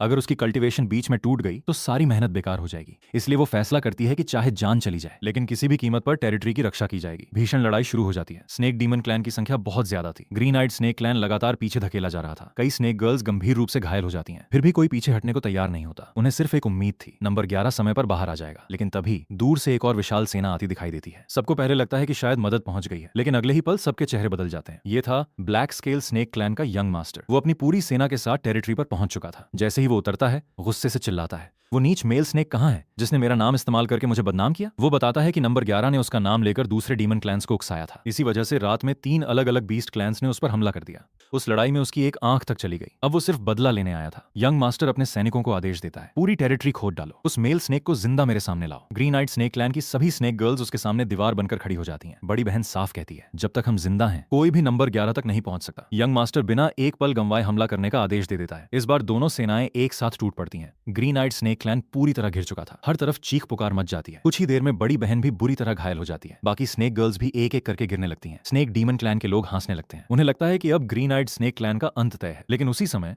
नंबर 11 के शरीर के अंदर रिफाइन हो रही स्पिरिट फ्लेम अचानक पूरी तरह उसके साथ मर्ज हो जाती है। सिस्टम लगातार घोषणा करने लगता है, major realm break through initiated. जमा हुए एवोल्यूशन पॉइंट्स एक साथ खर्च होने लगते हैं। Post consumed 10,000 evolution points, level 1 demon general achieved. लेकिन असली बदलाव अभी शुरू हुआ था। सिस्टम अगली घोषणा करता है, सेकंड एंसेस्ट्रल एवोल्यूशन बिगिनिंग। अचानक नंबर 11 के पूरे शरीर से चकाचौंध कर देने वाली रोशनी निकलती है। उसकी ब्लड लाइन एक बार फिर एवोल्यूशन करने लगती है। कुछ ही क्षणों बाद सिस्टम घोषणा करता है, congratulations, wind dragon serpent blood line awakened. अब उसके पास सिर्फ वाटर और फायर विंग्स नहीं थी, उनके साथ विंड और थंडर की 2 नई विंग्स भी प्रकट हो चुकी थी। चारों एलिमेंट की शक्ति उसके शरीर में एक साथ बहने लगी। पूरी टेरिटरी उसकी ऑरा से कांप उठती है। युद्ध कर रहे सभी लोग एक साथ उसकी तरफ देखने लगते हैं। बड़ी बहन खुशी से चिल्ला उठती है, नंबर 11 डीमन जनरल बन गया। ब्लैक स्केल यंग मास्टर का चेहरा एकदम सफेद पड़ जाता है। उसे विश्वास ही नहीं होता कि सिर्फ 1 महीने पहले ट्रायल पास करने वाला स्नेक आज डीमन जनरल बन चुका है। अगले ही पल नंबर 11 आसमान से बिजली की तरह युद्ध भूमि में उतरता है। उसकी wind dragon serpent blood line पूरे मैदान पर छा जाती है। यंग मास्टर गुस्से में उस पर हमला करता है, लेकिन अब दोनों के बीच ताकत का अंतर बहुत बड़ा हो चुका था। नंबर 11 सिर्फ एक वार में उसे कई मीटर दूर फेंक देता है। यंग मास्टर पूरी ताकत से दोबारा हमला करता है, लेकिन नंबर 11 की विंड और थंडर स्पीड इतनी तेज थी कि वो उसका एक भी वार नहीं छू पाता। कुछ ही क्षणों में यंग मास्टर पूरी तरह हार जाता है। अब पहली बार उसकी आंखों में डर दिखाई देता है। वो कांपती आवाज में कहता है, मुझे मत मारो, मेरे पिता स्नेक मदर के सबसे भरोसेमंद अधीनस्थ हैं। लेकिन नंबर 11 शांत आवाज में में जवाब देता है, जो मेरे क्लैन पर हमला करेगा उसके लिए सिर्फ एक ही सजा है। इतना कहते ही वो अंतिम वार करता है। ब्लैक स्केल स्नेक क्लैन का यंग मास्टर वहीं मारा जाता है। अपने यंग मास्टर की मौत देखते ही पूरी ब्लैक स्केल आर्मी के हौसले टूट जाते हैं। कुछ सैनिक वहीं से भाग जाते हैं, बाकी भी अपनी जान बचाकर जंगल की तरफ भाग निकलते हैं। स्नेक डीमन क्लैन भी तुरंत पीछे हट जाता है। कुछ ही पलों में पूरा युद्ध खत्म हो जाता है। ग्रीन आइड स्नेक क्लैन की सभी स्नेक गर्ल्स खुशी से नंबर 11 के चारों तरफ इकट्ठा हो जाती हैं। उनकी आंखों में आंसू थे। अगर नंबर 11 कुछ देर और बाहर नहीं आता तो आज पूरा क्लैन खत्म हो चुका होता। लेकिन बड़ी बहन उसे याद दिलाती है कि असली खतरा अभी खत्म नहीं हुआ। ब्लैक स्केल स्नेक क्लैन का chief peak demon general realm का एक्सपर्ट है। अगर वो खुद आ गया तो लड़ाई पहले से कहीं कठिन होगी। लेकिन नंबर 11 मुस्कुराकर कहता है, उसकी चिंता मत करो। उसी समय कहानी दूसरी तरफ जाती है। ब्लैक स्केल स्नेक क्लैन का चीफ अभी स्नेक मदर के पैलेस में मौजूद था। वो लंबे समय की कल्टीवेशन के बाद आखिरकार डीमन किंग रियल्म में ब्रेक थ्रू कर चुका था। वो स्नेक मदर के सामने सिर झुकाकर उसका धन्यवाद करता है। लेकिन तभी एक घायल सैनिक दौड़ता हुआ पैलेस में पहुंचता है। वो कांपती आवाज में बताता है, यंग मास्टर मारे गए। ये सुनते ही चीफ का गुस्सा 7वें आसमान पर पहुंच जाता है। वो तुरंत ग्रीन आइड स्नेक क्लैन को खत्म करने निकलने लगता है। लेकिन तभी स्नेक मदर उसे रोक देती है। वो पूछती है कि यंग मास्टर को किसने मारा। जब उसे पता चलता है कि ब्लू आइड स्नेक क्लैन का एक मेल स्नेक सिर्फ 1 महीने में डीमन जनरल बन गया तो उसके चेहरे पर गुस्से की जगह मुस्कान आ जाती है। वो कहती है, इतनी तेजी से डीमन जनरल बनने वाला स्नेक वाकई दिलचस्प है। चीफ हैरान रह जाता है। वो बदला लेने की अनुमति मांगता है, लेकिन स्नेक मदर ठंडे स्वर में जवाब देती है, सिर्फ एक बेटा मरा है, दूसरा पैदा कर लेना। पूरा पैलेस एकदम शांत हो जाता है। चीफ अंदर ही अंदर गुस्से से जल उठता है, लेकिन स्नेक मदर के सामने विरोध करने की उसकी हिम्मत नहीं होती। स्नेक मदर उसे साफ याद दिलाती है कि उसकी जान और उसकी ताकत दोनों उसी की दी हुई है। अगर वो चाहे तो सब कुछ वापस भी ले सकती है। मजबूर होकर चीफ सिर झुका देता है, लेकिन मन ही मन वो ग्रीन आइड स्नेक क्लैन से बदला लेने की कसम खा लेता है। इसके बाद स्नेक मदर एक ऐसा आदेश देती है जिसे सुनकर सभी हैरान रह जाते हैं। वो अपने दूतों से कहती है कि ब्लू आइड स्नेक क्लैन के उस युवा डीमन जनरल के लिए ढेर सारे रेयर ट्रेजर्स भेजे जाएं। कुछ ही समय बाद स्नेक मदर का दूत ग्रीन आइड स्नेक क्लैन पहुंचता है। वो अपने साथ 300 साल पुराना ब्लड गिनसेंग, दुर्लभ डीप सी ब्लैक आयरन और कई कीमती रिसोर्सेज लेकर आता है। उधर नंबर 11 और बाकी स्नेक गर्ल्स इसी बीच ब्लैक स्केल स्नेक क्लैन की टेरिटरी में पहुंच चुके थे। वे वहां मौजूद रिसोर्सेज अपने साथ ले रहे थे। नंबर 11 तो यहां तक कह देता है कि जब तक ब्लैक स्केल चीफ वापस नहीं आता पूरी टेरिटरी खाली कर दो। इतने में अचानक स्नेक मदर का दूत वहां पहुंच जाता है। ब्लैक स्केल क्लैन के बचे हुए लोग खुश हो जाते हैं। उन्हें लगता है कि अब नंबर 11 की मौत तय है। लेकिन अगले ही पल सबकी आंखें फटी रह जाती हैं। दूत सीधे नंबर 11 के सामने झुक जाता है। वो घोषणा करता है, स्नेक मदर ने तुम्हें रिवॉर्ड भेजा है। आज से ब्लैक स्केल स्नेक क्लैन की पूरी territory green eyed snake clan में मिला दी जाती है। ये सुनते ही ब्लैक स्केल क्लैन के सभी लोग पूरी तरह स्तब्ध रह जाते हैं। उन्हें यकीन ही नहीं होता कि जिस क्लैन को खत्म होना चाहिए था उसी को स्नेक मदर इनाम दे रही है। लेकिन दूत की बात अभी खत्म नहीं हुई थी। वो नंबर 11 की तरफ देखकर कहता है, स्नेक मदर तुम्हें अपने पैलेस में बुला रही है। नंबर 11 कुछ पल के लिए चुप हो जाता है। उसे समझ नहीं आता, जिसने अभी अभी ब्लैक स्केल यंग मास्टर को मार डाला उसी को स्नेक मदर आखिर अपने पैलेस क्यों बुलाना चाहती है। लेकिन उसे बिल्कुल अंदाजा नहीं था कि स्नेक मदर की असली दिलचस्पी उसकी ताकत में नहीं बल्कि उसकी हेवन ग्रेड ब्लड लाइन में थी। स्नेक मदर के पैलेस में पहुंचने के बाद भी नंबर 11 पूरी तरह सहज नहीं था। जब से वो अंदर आया था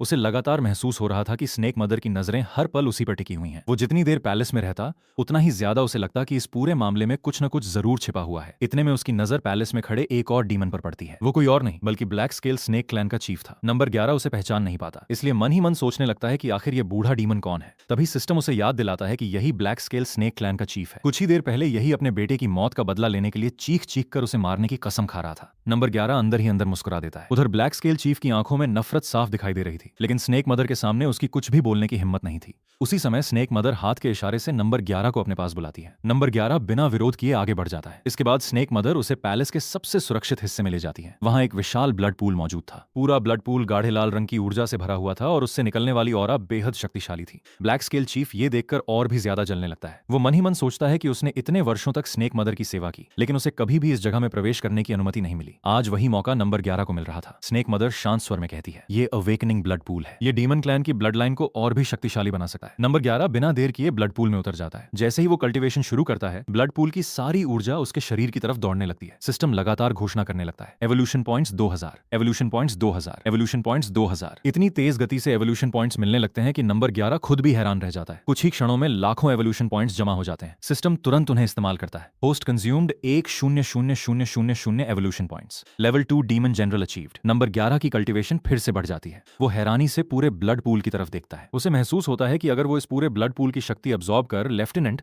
तो शायद सीधे डीमन किंग रियल्म तक पहुंच सकता है। अब उसे समझ आने लगता है कि ब्लैक स्केल चीफ उसके प्रति इतना ईर्ष्यालु क्यों था। इतनी दुर्लभ जगह किसी को भी आसानी से नहीं मिल सकती थी। लेकिन तभी अचानक उसकी कल्टीवेशन रुक जाती है। वो दोबारा ब्लड पूल की ऊर्जा अब्सॉर्ब करने की कोशिश करता है, लेकिन इस बार सिस्टम उसे रोक देता है। सिस्टम बताता है कि उसकी फाउंडेशन फिलहाल अपनी सीमा तक पहुंच चुकी है। अगर वो जबरदस्ती और ऊर्जा अब्सॉर्ब करेगा तो उसका शरीर उस शक्ति को सहन नहीं कर पाएगा। नंबर 11 मजबूरी में कल्टीवेशन रोक देता है। स्नेक मदर मुस्कुराकर उससे पूछती है, मेरा अवेकनिंग ब्लड पूल कैसा लगा? नंबर 11 सम्मान से सिर झुकाकर उसका धन्यवाद करता है, लेकिन उसके मन में अब भी एक सवाल घूम रहा था। स्नेक मदर आखिर उसके साथ इतना अच्छा व्यवहार क्यों कर रही थी? तभी स्नेक मदर खुद उससे कहती है, तुम्हारी प्रतिभा बहुत असाधारण है, मुझे तुमसे बहुत उम्मीदें हैं। फिर वो अचानक एक अजीब आदेश देती है।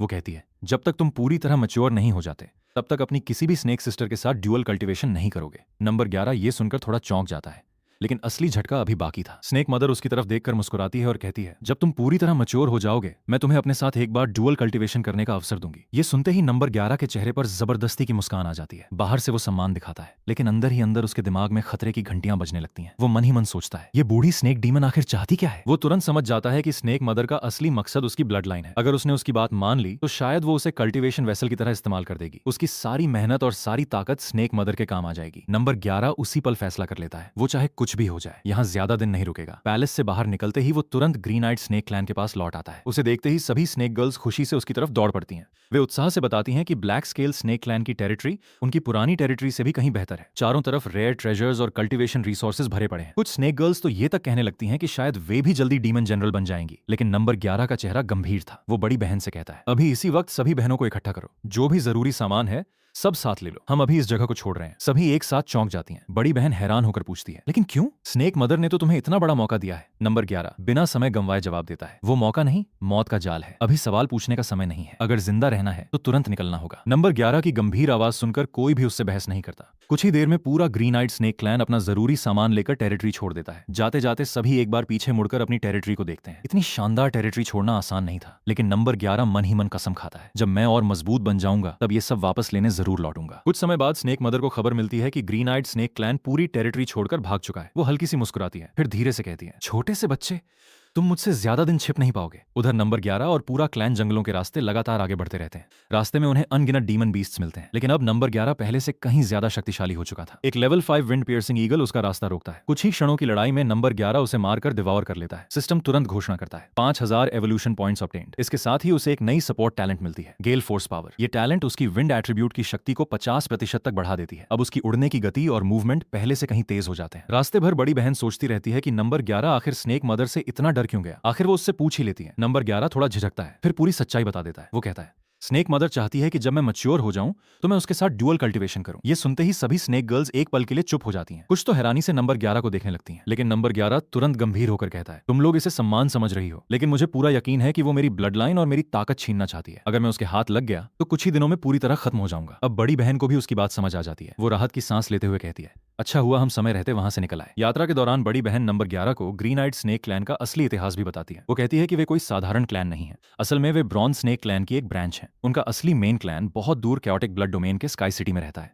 कई साल पहले स्नेक मदर के अधीन एक डीमन किंग ने उनकी ब्रांच को हरा दिया था। तब से वे मिस्टी माउंटेन में कैद होकर स्नेक मदर के लिए पॉइजन कल्टीवेशन का साधन बने हुए थे। लेकिन अब नंबर 11 की वजह से वे पहली बार अपने असली घर लौट रहे थे। ये सुनकर नंबर 11 भी पहली बार समझता है कि मिस्टी माउंटेन इस दुनिया का सिर्फ एक छोटा सा हिस्सा था। इसके बाहर इससे भी कहीं विशाल दुनिया मौजूद थी। कुछ दिनों की यात्रा के बाद आखिरकार दूर से स्काई सिटी दिखाई देने लगता है। बड़ी बहन बताती है कि sky city chaotic blood domain की 10 सबसे बड़ी शक्तियों में से एक है। वहां ह्यूमंस और डीमंस एक साथ रहते हैं, लेकिन उस शहर का एक सख्त नियम भी है, जो डीमन अभी तक ह्यूमन फॉर्म नहीं ले सकता उसे सिटी के अंदर घुसने की अनुमति नहीं मिलती। ऐसे डीमन को जंगली बीस्ट मानकर वहीं मार दिया जाता है। नंबर 11 ये सुनकर मुस्कुराता है। अब वो डीमन जनरल बन चुका था। ह्यूमन फॉर्म लेना उसके लिए कोई मुश्किल बात नहीं रही। अगले ही पल वो अपना ह्यूमन फॉर्म धारण कर लेता है। उसे देखकर सभी स्नेक गर्ल्स कुछ पल के लिए चुप रह जाती हैं, फिर एक साथ हंसने लगती हैं। वे मजाक करते हुए कहती हैं कि अब उन्हें समझ आया, स्नेक मदर आखिर नंबर 11 को देखकर बार बार क्यों मुस्कुरा रही थी। नंबर 11 शर्माते हुए उन्हें चुप कराता है। इसके बाद पूरा ग्रीन आइड स्नेक क्लैन पहली बार स्काई सिटी के विशाल दरवाजे की तरफ बढ़ने लगता है। उनकी नई यात्रा अब सचमुच शुरू होने वाली थी। कई दिनों की लगातार यात्रा के बाद आखिरकार नंबर 11 और पूरा green eyed snake clan chaotic blood domain के विशाल टियानहाई सिटी के बाहर पहुंच जाता है। मिस्टी माउंटेन की तुलना में यह जगह बिल्कुल अलग थी। शहर के अंदर इंसान और डीमन एक साथ रहते थे। हर तरफ कल्टीवेटर्स, मर्चेंट्स, स्पिरिट वेपन्स और रेयर ट्रेजर्स की दुकानें दिखाई दे रही थीं। इतनी बड़ी और समृद्ध जगह देखकर क्लैन की सभी स्नेक गर्ल्स हैरान रह जाती हैं। लेकिन तभी नंबर 11 की नजर सामने लगी भीड़ पर पड़ती है। वो तुरंत बड़ी बहन के साथ वहां पहुंचता है। बीच सड़क पर एक छोटी सी स्नेक गर्ल लोगों के सामने अपनी जान जोखिम में डालकर करतब दिखा रही थी। वो अपनी छाती पर भारी पत्थर रखवाकर उसे तुड़वा रही थी, सिर्फ कुछ स्पिरिट स्टोन्स कमाने के लिए। ये दृश्य देखकर नंबर 11 का दिल अचानक बेचैन हो उठता है। उसे समझ नहीं आता कि वो इस अनजान लड़की के लिए इतना परेशान क्यों हो रहा है। अगले ही पल उसे जवाब मिल जाता है। उसके शरीर के अंदर ब्लड लाइन अचानक प्रतिक्रिया देने लगती है। वो समझ जाता है ये लड़की भी उसी एजोराइड स्नेक क्लैन की सदस्य है। नंबर 11 हैरान होकर बड़ी बहन से पूछता है, क्या अजोराइड स्नेक क्लैन तो स्काई सिटी की बड़ी शक्ति नहीं थी। बड़ी बहन भी चुप रह जाती है। उसे भी समझ नहीं आता कि मेन क्लैन की सदस्य सड़क पर अपनी जान जोखिम में डालकर पैसे कमाने को क्यों मजबूर है। उधर प्रदर्शन खत्म होने के बाद लड़की हाथ जोड़कर अपने मालिक से कहती है कि उसने आज जितने स्पिरिट स्टोन्स कमाए हैं क्या अब वो जा सकती है। लेकिन वो आदमी ठंडी हंसी हंसता है। वो कहता है, इतने स्पिरिट स्टोन से तो सिर्फ ब्याज भी पूरा नहीं हुआ, नीचे उतर, आज तुझे और काम करना होगा। बेचारी स्नेक गर्ल डरते हुए कहती है कि अगर वो ऐसे ही करती रही तो सचमुच मर जाएगी। लेकिन वो आदमी उसकी एक भी बात नहीं सुनता, उल्टा धमकी देता है कि अगर उसने काम करने से मना किया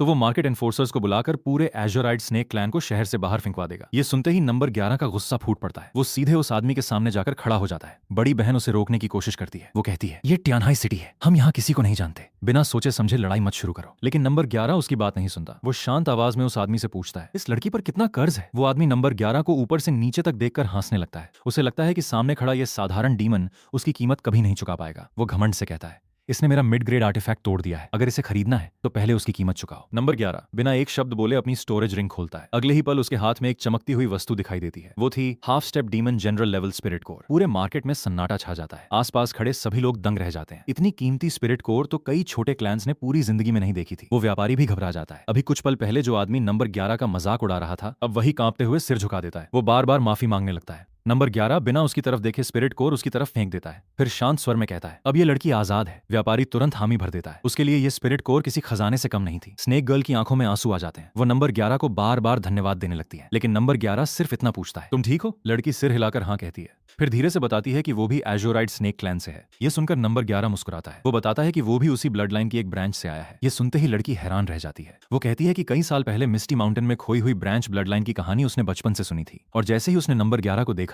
उसे भी ब्लड लाइन कनेक्शन महसूस होने लगा था। लेकिन तभी उसकी नजर नंबर 11 पर टिक जाती है। वो हैरानी से पूछती है, अजोराइड स्नेक क्लैन में मेल स्नेक। नंबर 11 कुछ बोलने ही वाला होता है कि बड़ी बहन जल्दी से पूरी बात समझा देती है। वो हंसते हुए कहती है कि नंबर 11 को उसने जंगल में एक अंडे के रूप में पाया था। बस इतना सुनना था कि नंबर 11 शर्म से बड़ी बहन की तरफ देखने लगता है। वो कहता है, कृपया हर किसी को ये मत बताया करो कि मैं मिला हुआ था। सभी स्नेक गर्ल्स हंस पड़ती हैं। थोड़ी देर बाद नंबर 11 लड़की से पूछता है, अगर एजोराइड स्नेक क्लैन इतनी बड़ी शक्ति थी तो आज उसकी हालत ऐसी क्यों है। ये सवाल सुनते ही लड़की का चेहरा उदास हो जाता है। वो बताती है कि कई साल पहले स्नेक मदर ने पूरे कैओटिक ब्लड डोमेन पर युद्ध छेड़ दिया था। उस युद्ध में एजोराइड स्नेक क्लैन के लगभग सभी डीमन किंग्स और डीमन जनरल्स मारे गए। अब पूरे मेन क्लैन में सिर्फ क्लैन लीडर ही डीमन सोल्जर रियल में बची हैं। ताकत खत्म होते ही दूसरे बड़े क्लैंस ने उन्हें मेन सिटी से निकाल दिया। आज उनकी पूरी क्लैन आउटर मार्केट की एक गरीब बस्ती में रहने को मजबूर है। जीवित रहने के लिए क्लैन लीडर तक को दूसरे लोगों के यहाँ छोटा मोटा काम करना पड़ता है। साधारण क्लैन मेंबर्स की हालत तो उससे भी बदतर है। ये सब सुनकर नंबर 11 और बाकी स्नेक गर्ल्स चुप हो जाते हैं। उन्हें पहली बार एहसास होता है कि मेन क्लैन भी उनसे ज्यादा दुख झेल चुका है। लड़की उन्हें अपने क्लैन चलने का निमंत्रण देती है। कुछ देर बाद पूरा ग्रीन आइड स्नेक क्लैन उसके साथ एजोराइड स्नेक क्लैन की बस्ती में पहुंच जाता है। लेकिन वहां पहुंचकर सभी चौंक जाते हैं। चारों तरफ टूटी हुई झोपड़ियां, पुराने मकान और बेहद गरीब लोग दिखाई देते हैं। ये किसी महान क्लैन का घर नहीं बल्कि एक उजड़ी हुई बस्ती लग रही थी। लड़की एल्डर को बुलाने चली जाती है। कुछ देर बाद क्लैन एल्डर बाहर आते हैं। जैसे ही उनकी नजर बड़ी बहन और बाकी स्नेक गर्ल्स पर पड़ती है, उनकी आंखें भर आती हैं। वे तुरंत पहचान लेते हैं कि यही वो ब्रांच ब्लड लाइन है जिसे कई साल पहले मिस्टी माउंटेन ले जाया गया था। भावुक होकर एल्डर सभी का स्वागत करते हैं।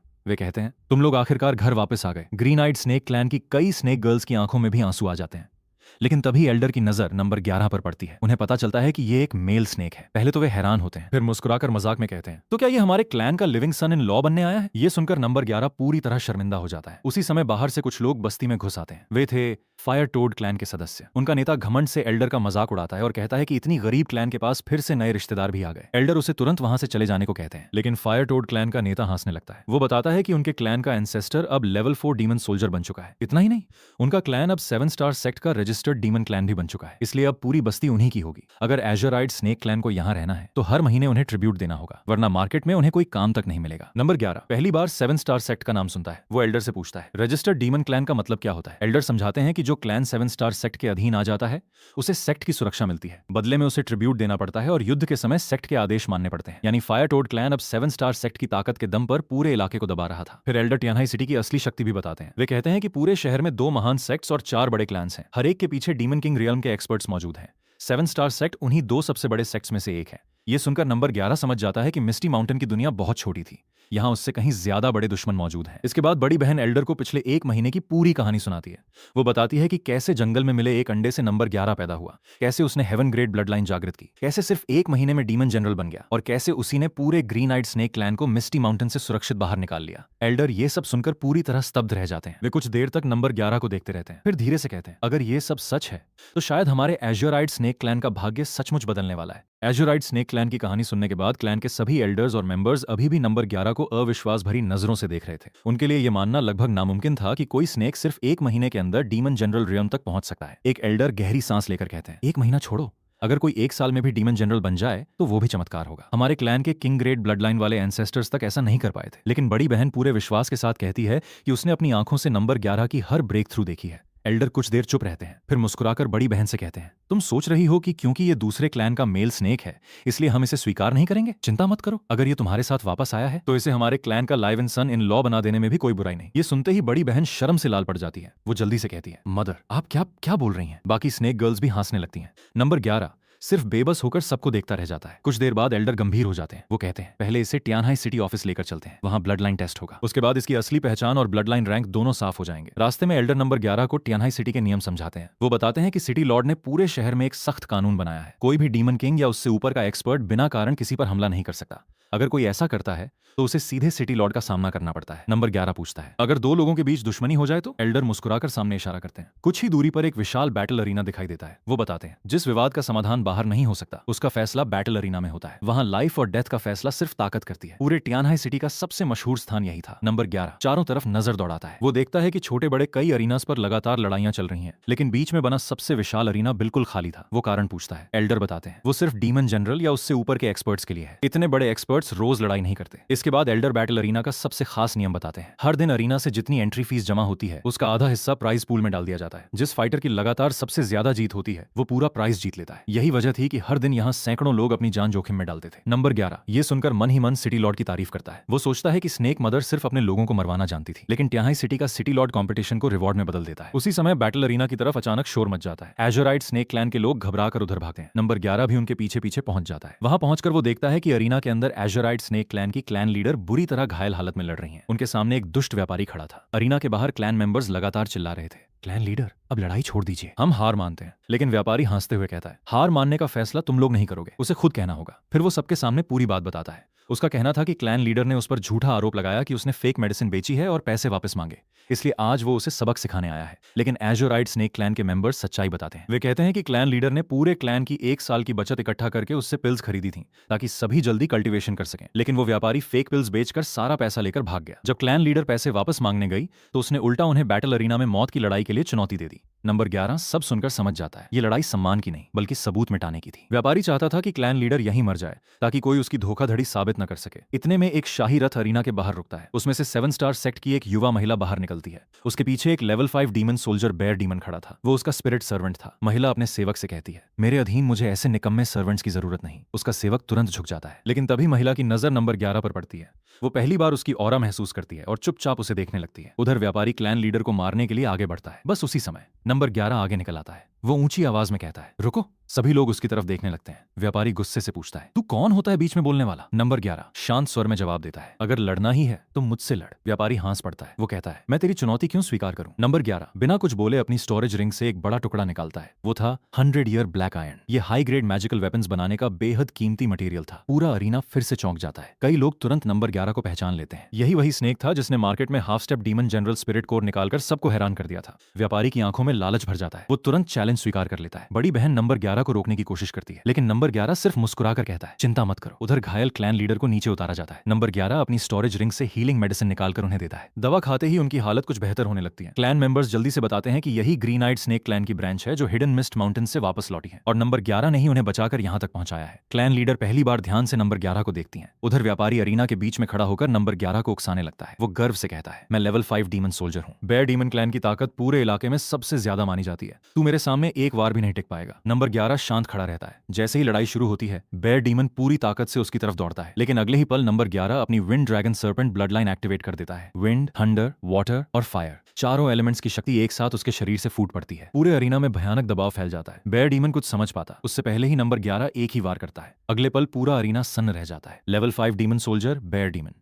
सिर्फ एक अटैक में जमीन पर गिर चुका था। पूरा बैटल अरीना कुछ सेकंड तक बिल्कुल शांत रहता है, फिर हर तरफ शोर मच जाता है। कोई विश्वास ही नहीं कर पा रहा था कि किसी ने लेवल 5 डीमन सोल्जर को एक ही वार में हरा दिया। कई लोग डरकर नंबर 11 को लॉर्ड कहकर पुकारने लगते हैं। उनके मुताबिक इतनी ताकत सिर्फ डीमन जनरल के पास हो सकती है। एजोराइड स्नेक क्लैन के सभी मेंबर्स खुशी से भर उठते हैं। बड़ी बहन मुस्कुराकर कहती है, मैंने पहले ही कहा था नंबर 11 बहुत शक्तिशाली है। कुछ एल्डर्स अब भी शॉक में थे। वे कहते हैं, इतनी कम उम्र और पहले से ही डीमन जनरल, ये सिर्फ हेवन ग्रेड ब्लड लाइन नहीं हो सकती। तभी बड़ी बहन एक और राज खोल देती है। वो कहती है, नंबर 11 को पैदा हुए अभी 1.5 महीना भी नहीं हुआ। ये सुनते ही पूरे अरीना में फिर से सन्नाटा छा जाता है। अब किसी के पास कुछ बोलने के लिए शब्द नहीं बचते। एल्डर्स तुरंत फैसला करते हैं कि अब और देर नहीं करनी चाहिए। उन्हें तुरंत नंबर 11 की ब्लड लाइन टेस्ट करवानी होगी। आखिर उसकी असली ब्लड लाइन हेवन ग्रेड से भी ऊपर किस स्तर तक पहुंच चुकी है। लेकिन तभी 7 स्टार सेक्ट की वही युवा महिला आगे बढ़ती है। उसकी नजर अपने मरे हुए बेयर डीमन सर्वेंट पर पड़ती है।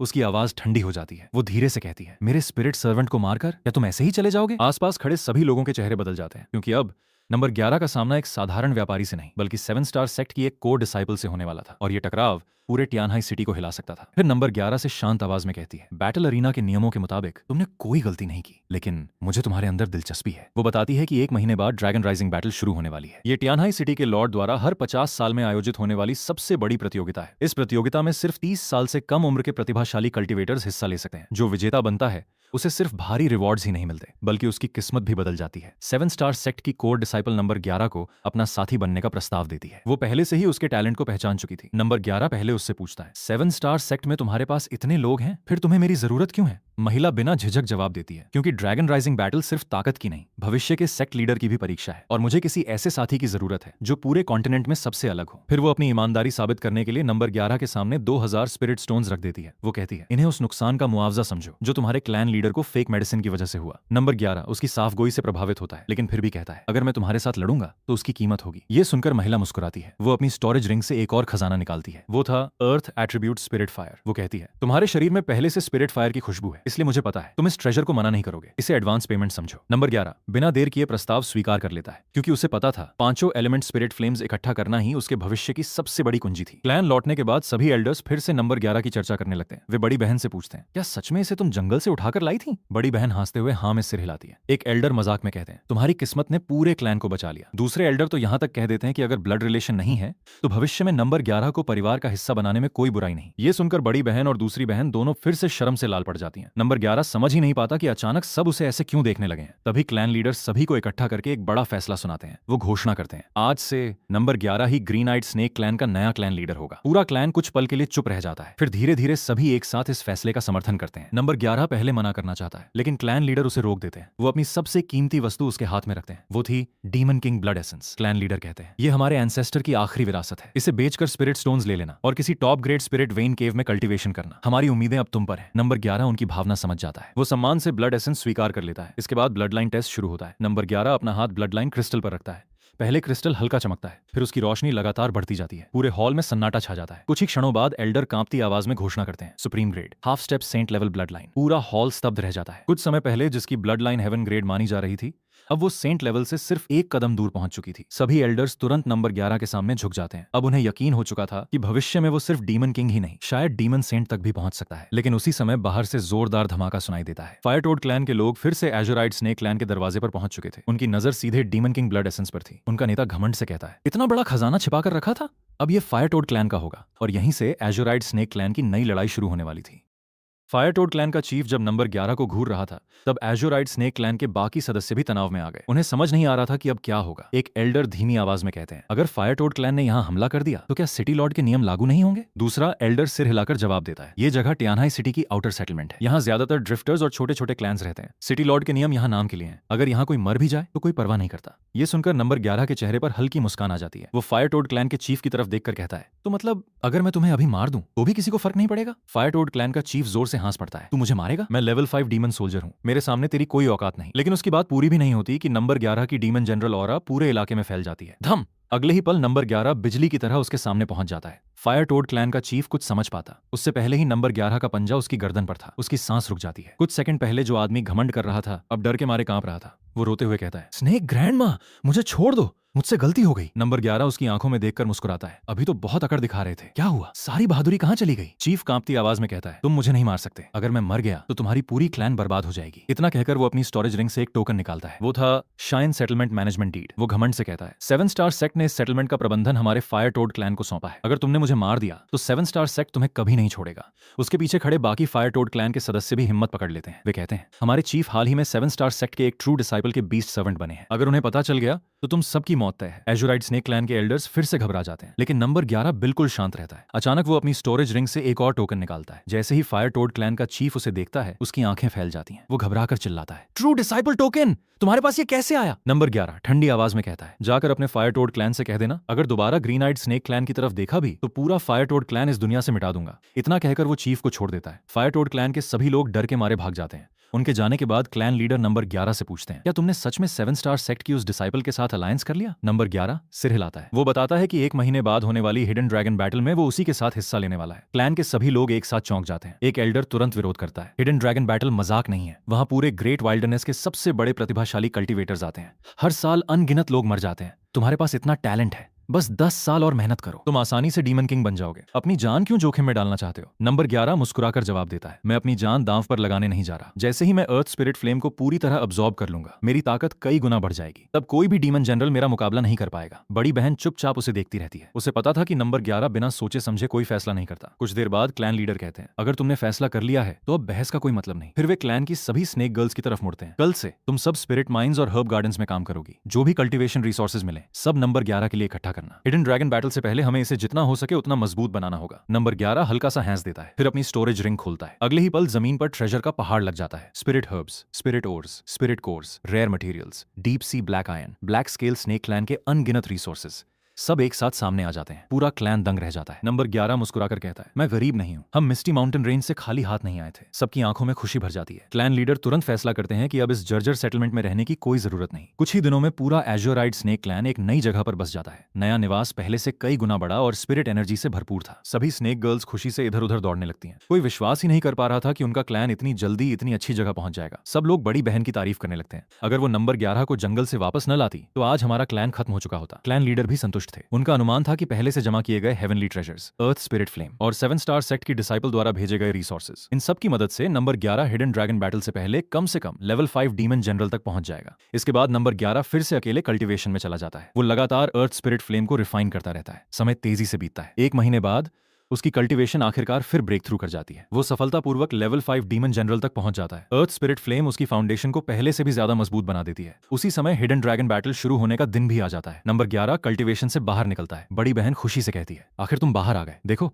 सब लोग यहाँ बहुत खुश हैं। नंबर 11 पूरे क्लैन को देखकर संतुष्ट हो जाता है। तभी 7 स्टार सेक्ट की डिसाइपल वहां पहुंचती है। वो नंबर 11 की ऑरा महसूस करते ही मुस्कुराने लगती है। लगता है तुमने फिर ब्रेक थ्रू कर लिया। अब हिडन ड्रैगन बैटल जीतने की हमारी उम्मीद पहले से कहीं ज्यादा है। वो बताती है कि 7 स्टार सेक्ट के बाकी 2 ट्रू डिसाइपल्स भी लगभग उसकी बराबरी की ताकत रखते हैं। अगर उन्हें टॉप मॉन्स्टर्स का सामना न करना पड़े तो अच्छी रैंकिंग मिल सकती है। दोनों तुरंत हिडन ड्रैगन बैटल फील्ड की ओर निकल पड़ते हैं। कुछ देर बाद वे विशाल हिडन ड्रैगन प्लेटफॉर्म पर पहुंचते हैं। पूरा मैदान हजारों प्रतिभाशाली कल्टिवेटर से भरा हुआ था। आसमान में अलग अलग शक्तियों के डीमन किंग एक्सपर्ट्स बैठे हुए थे। ये सभी हिडन ड्रैगन बैटल के विटनेस थे। नंबर 11 पहली बार इतना बड़ा आयोजन देखता है। उसी समय उसकी नजर दूर बैठे ब्लैक स्केल स्नेक क्लैन के उसी पुराने चीफ पर पड़ती है, लेकिन वो कुछ नहीं कहता। जल्द ही प्रतियोगिता में हिस्सा लेने वाले सबसे बड़े प्रतिभाशाली योद्धाओं का परिचय कराया जाता है। सबसे पहले आता है स्नेक मदर का सबसे शक्तिशाली शिष्य। उसकी असली पहचान थी एंशिएंट क्रिम्सन ब्लड सर्पेंट।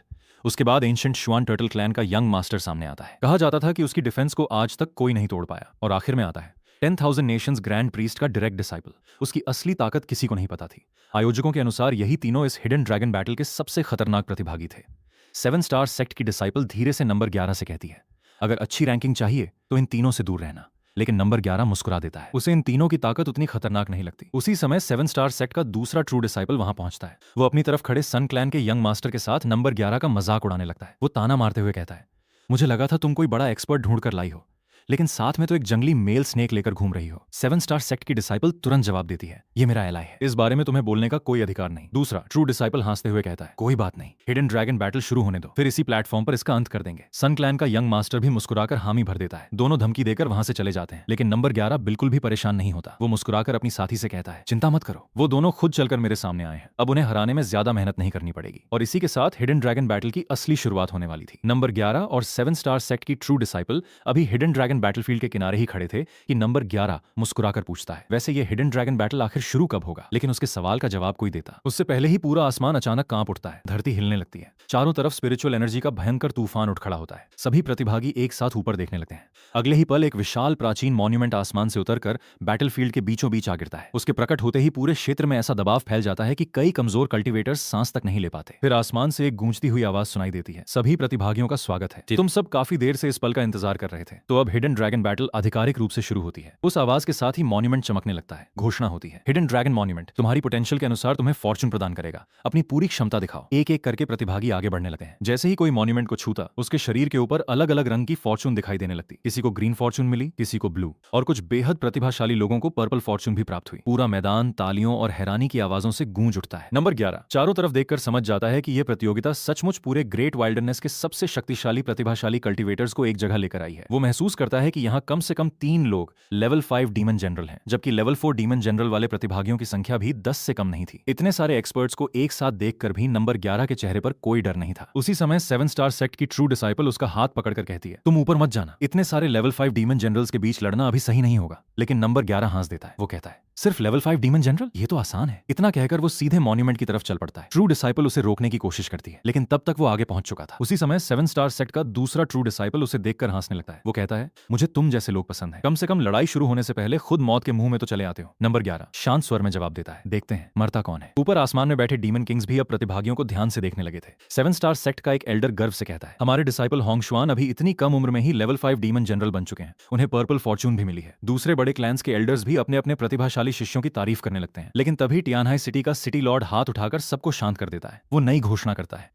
इस बार हिडन ड्रैगन बैटल के नियम बदल दिए गए हैं। पूरा बैटलफील्ड एकदम शांत हो जाता है। सिटी लॉर्ड आगे कहते हैं, इस बार लड़ाई तब तक चलेगी जब तक सिर्फ 10 प्रतिभागी जीवित नहीं बच जाते। जो डरता है वो अभी अपनी फॉर्चून छोड़कर बाहर जा सकता है। ये सुनते ही पूरे मैदान में सनसनी फैल जाती है। कई प्रतिभागियों के चेहरे पीले पड़ जाते हैं। उन्हें उम्मीद नहीं थी कि इस बार बैटल इतनी निर्दयी होगी, लेकिन कुछ पल बाद कोई भी पीछे नहीं हटता। सभी अपनी जगह पर डटे रहते हैं। सिटी लॉर्ड संतुष्ट होकर मुस्कुराते हैं, बहुत अच्छा। अब हिडन ड्रैगन बैटल शुरू होती है। जैसे ही घोषणा पूरी होती है, पूरा बैटलफील्ड युद्ध भूमि में बदल जाता है। हर तरफ लड़ाइयां शुरू हो जाती हैं। उसी समय 7 स्टार सेक्ट का वही ट्रू डिसाइपल चिल्लाता है, उस छोटे स्नेक को कोई हाथ मत लगाना, उसका हिसाब मैं खुद करूंगा। सन क्लैन का यंग मास्टर भी मुस्कुराकर पीछे हट जाता है। उधर 7 स्टार सेक्ट की ट्रू डिसाइपल नंबर 11 से कहती है, अब यहां से निकल चलते हैं, हम दोनों मिलकर भी इन सबसे नहीं लड़ पाएंगे। लेकिन नंबर 11 सिर हिलाता है, मैं तुम्हारे पैसे लेकर भागने वालों में से नहीं हूं, जिस अलायंस की कीमत ली है उसे निभाऊंगा भी। इतना कहकर वो हिडन ड्रैगन फॉर्चून को अपने शरीर में अब्सॉर्ब करना शुरू कर देता है। अचानक ब्लैक स्केल स्नेक किंग का एक समर्थक उस पर हमला कर देता है। वो चिल्लाता है, लोभी स्नेक, आज यहीं मर जा।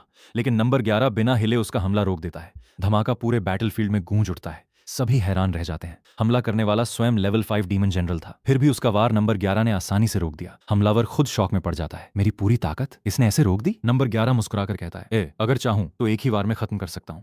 वो आदमी हंस देता है। उसे लगता है नंबर 11 ब्लफ कर रहा है, लेकिन अगले ही पल विंड, थंडर, वाटर और फायर, चारों एलिमेंट्स एक साथ नंबर 11 के शरीर से फूट पड़ते हैं। उसकी डीमन जनरल ऑरा पूरे बैटलफील्ड को हिला देती है। सिर्फ एक अटैक और वो लेवल 5 डीमन जनरल सीधे जमीन पर गिर पड़ता है। पूरा बैटलफील्ड स्तब्ध रह जाता है। सभी प्रतिभागी अविश्वास से नंबर 11 को देखने लगते हैं। किसी ने उम्मीद नहीं की थी कि इतना अनजान स्नेक एक ही वार में लेवल 5 डीमन जनरल को हरा देगा। उसी समय ड्रीम एवोल्यूशन सिस्टम की आवाज सुनाई देती है, purple Fortune absorbed, 1 lakh evolution points obtained. Number 11 की आंखें चमक उठती हैं। वो समझ जाता है कि हिडन ड्रैगन बैटल सिर्फ लड़ाई नहीं बल्कि एवोल्यूशन पॉइंट्स का सबसे बड़ा खजाना है। उधर ऊपर बैठे डीमन किंग्स भी पहली बार गंभीर हो जाते हैं। वे आपस में बात करने लगते हैं, ये लड़का किस क्लैन का है? इतनी ताकत पहले कभी नहीं देखी। अगर इसे समय मिल गया तो भविष्य में इसे रोकना असंभव होगा। कुछ लोग तो उसी समय मन ही मन फैसला कर लेते हैं कि मौका मिलते ही नंबर 11 को खत्म करना होगा।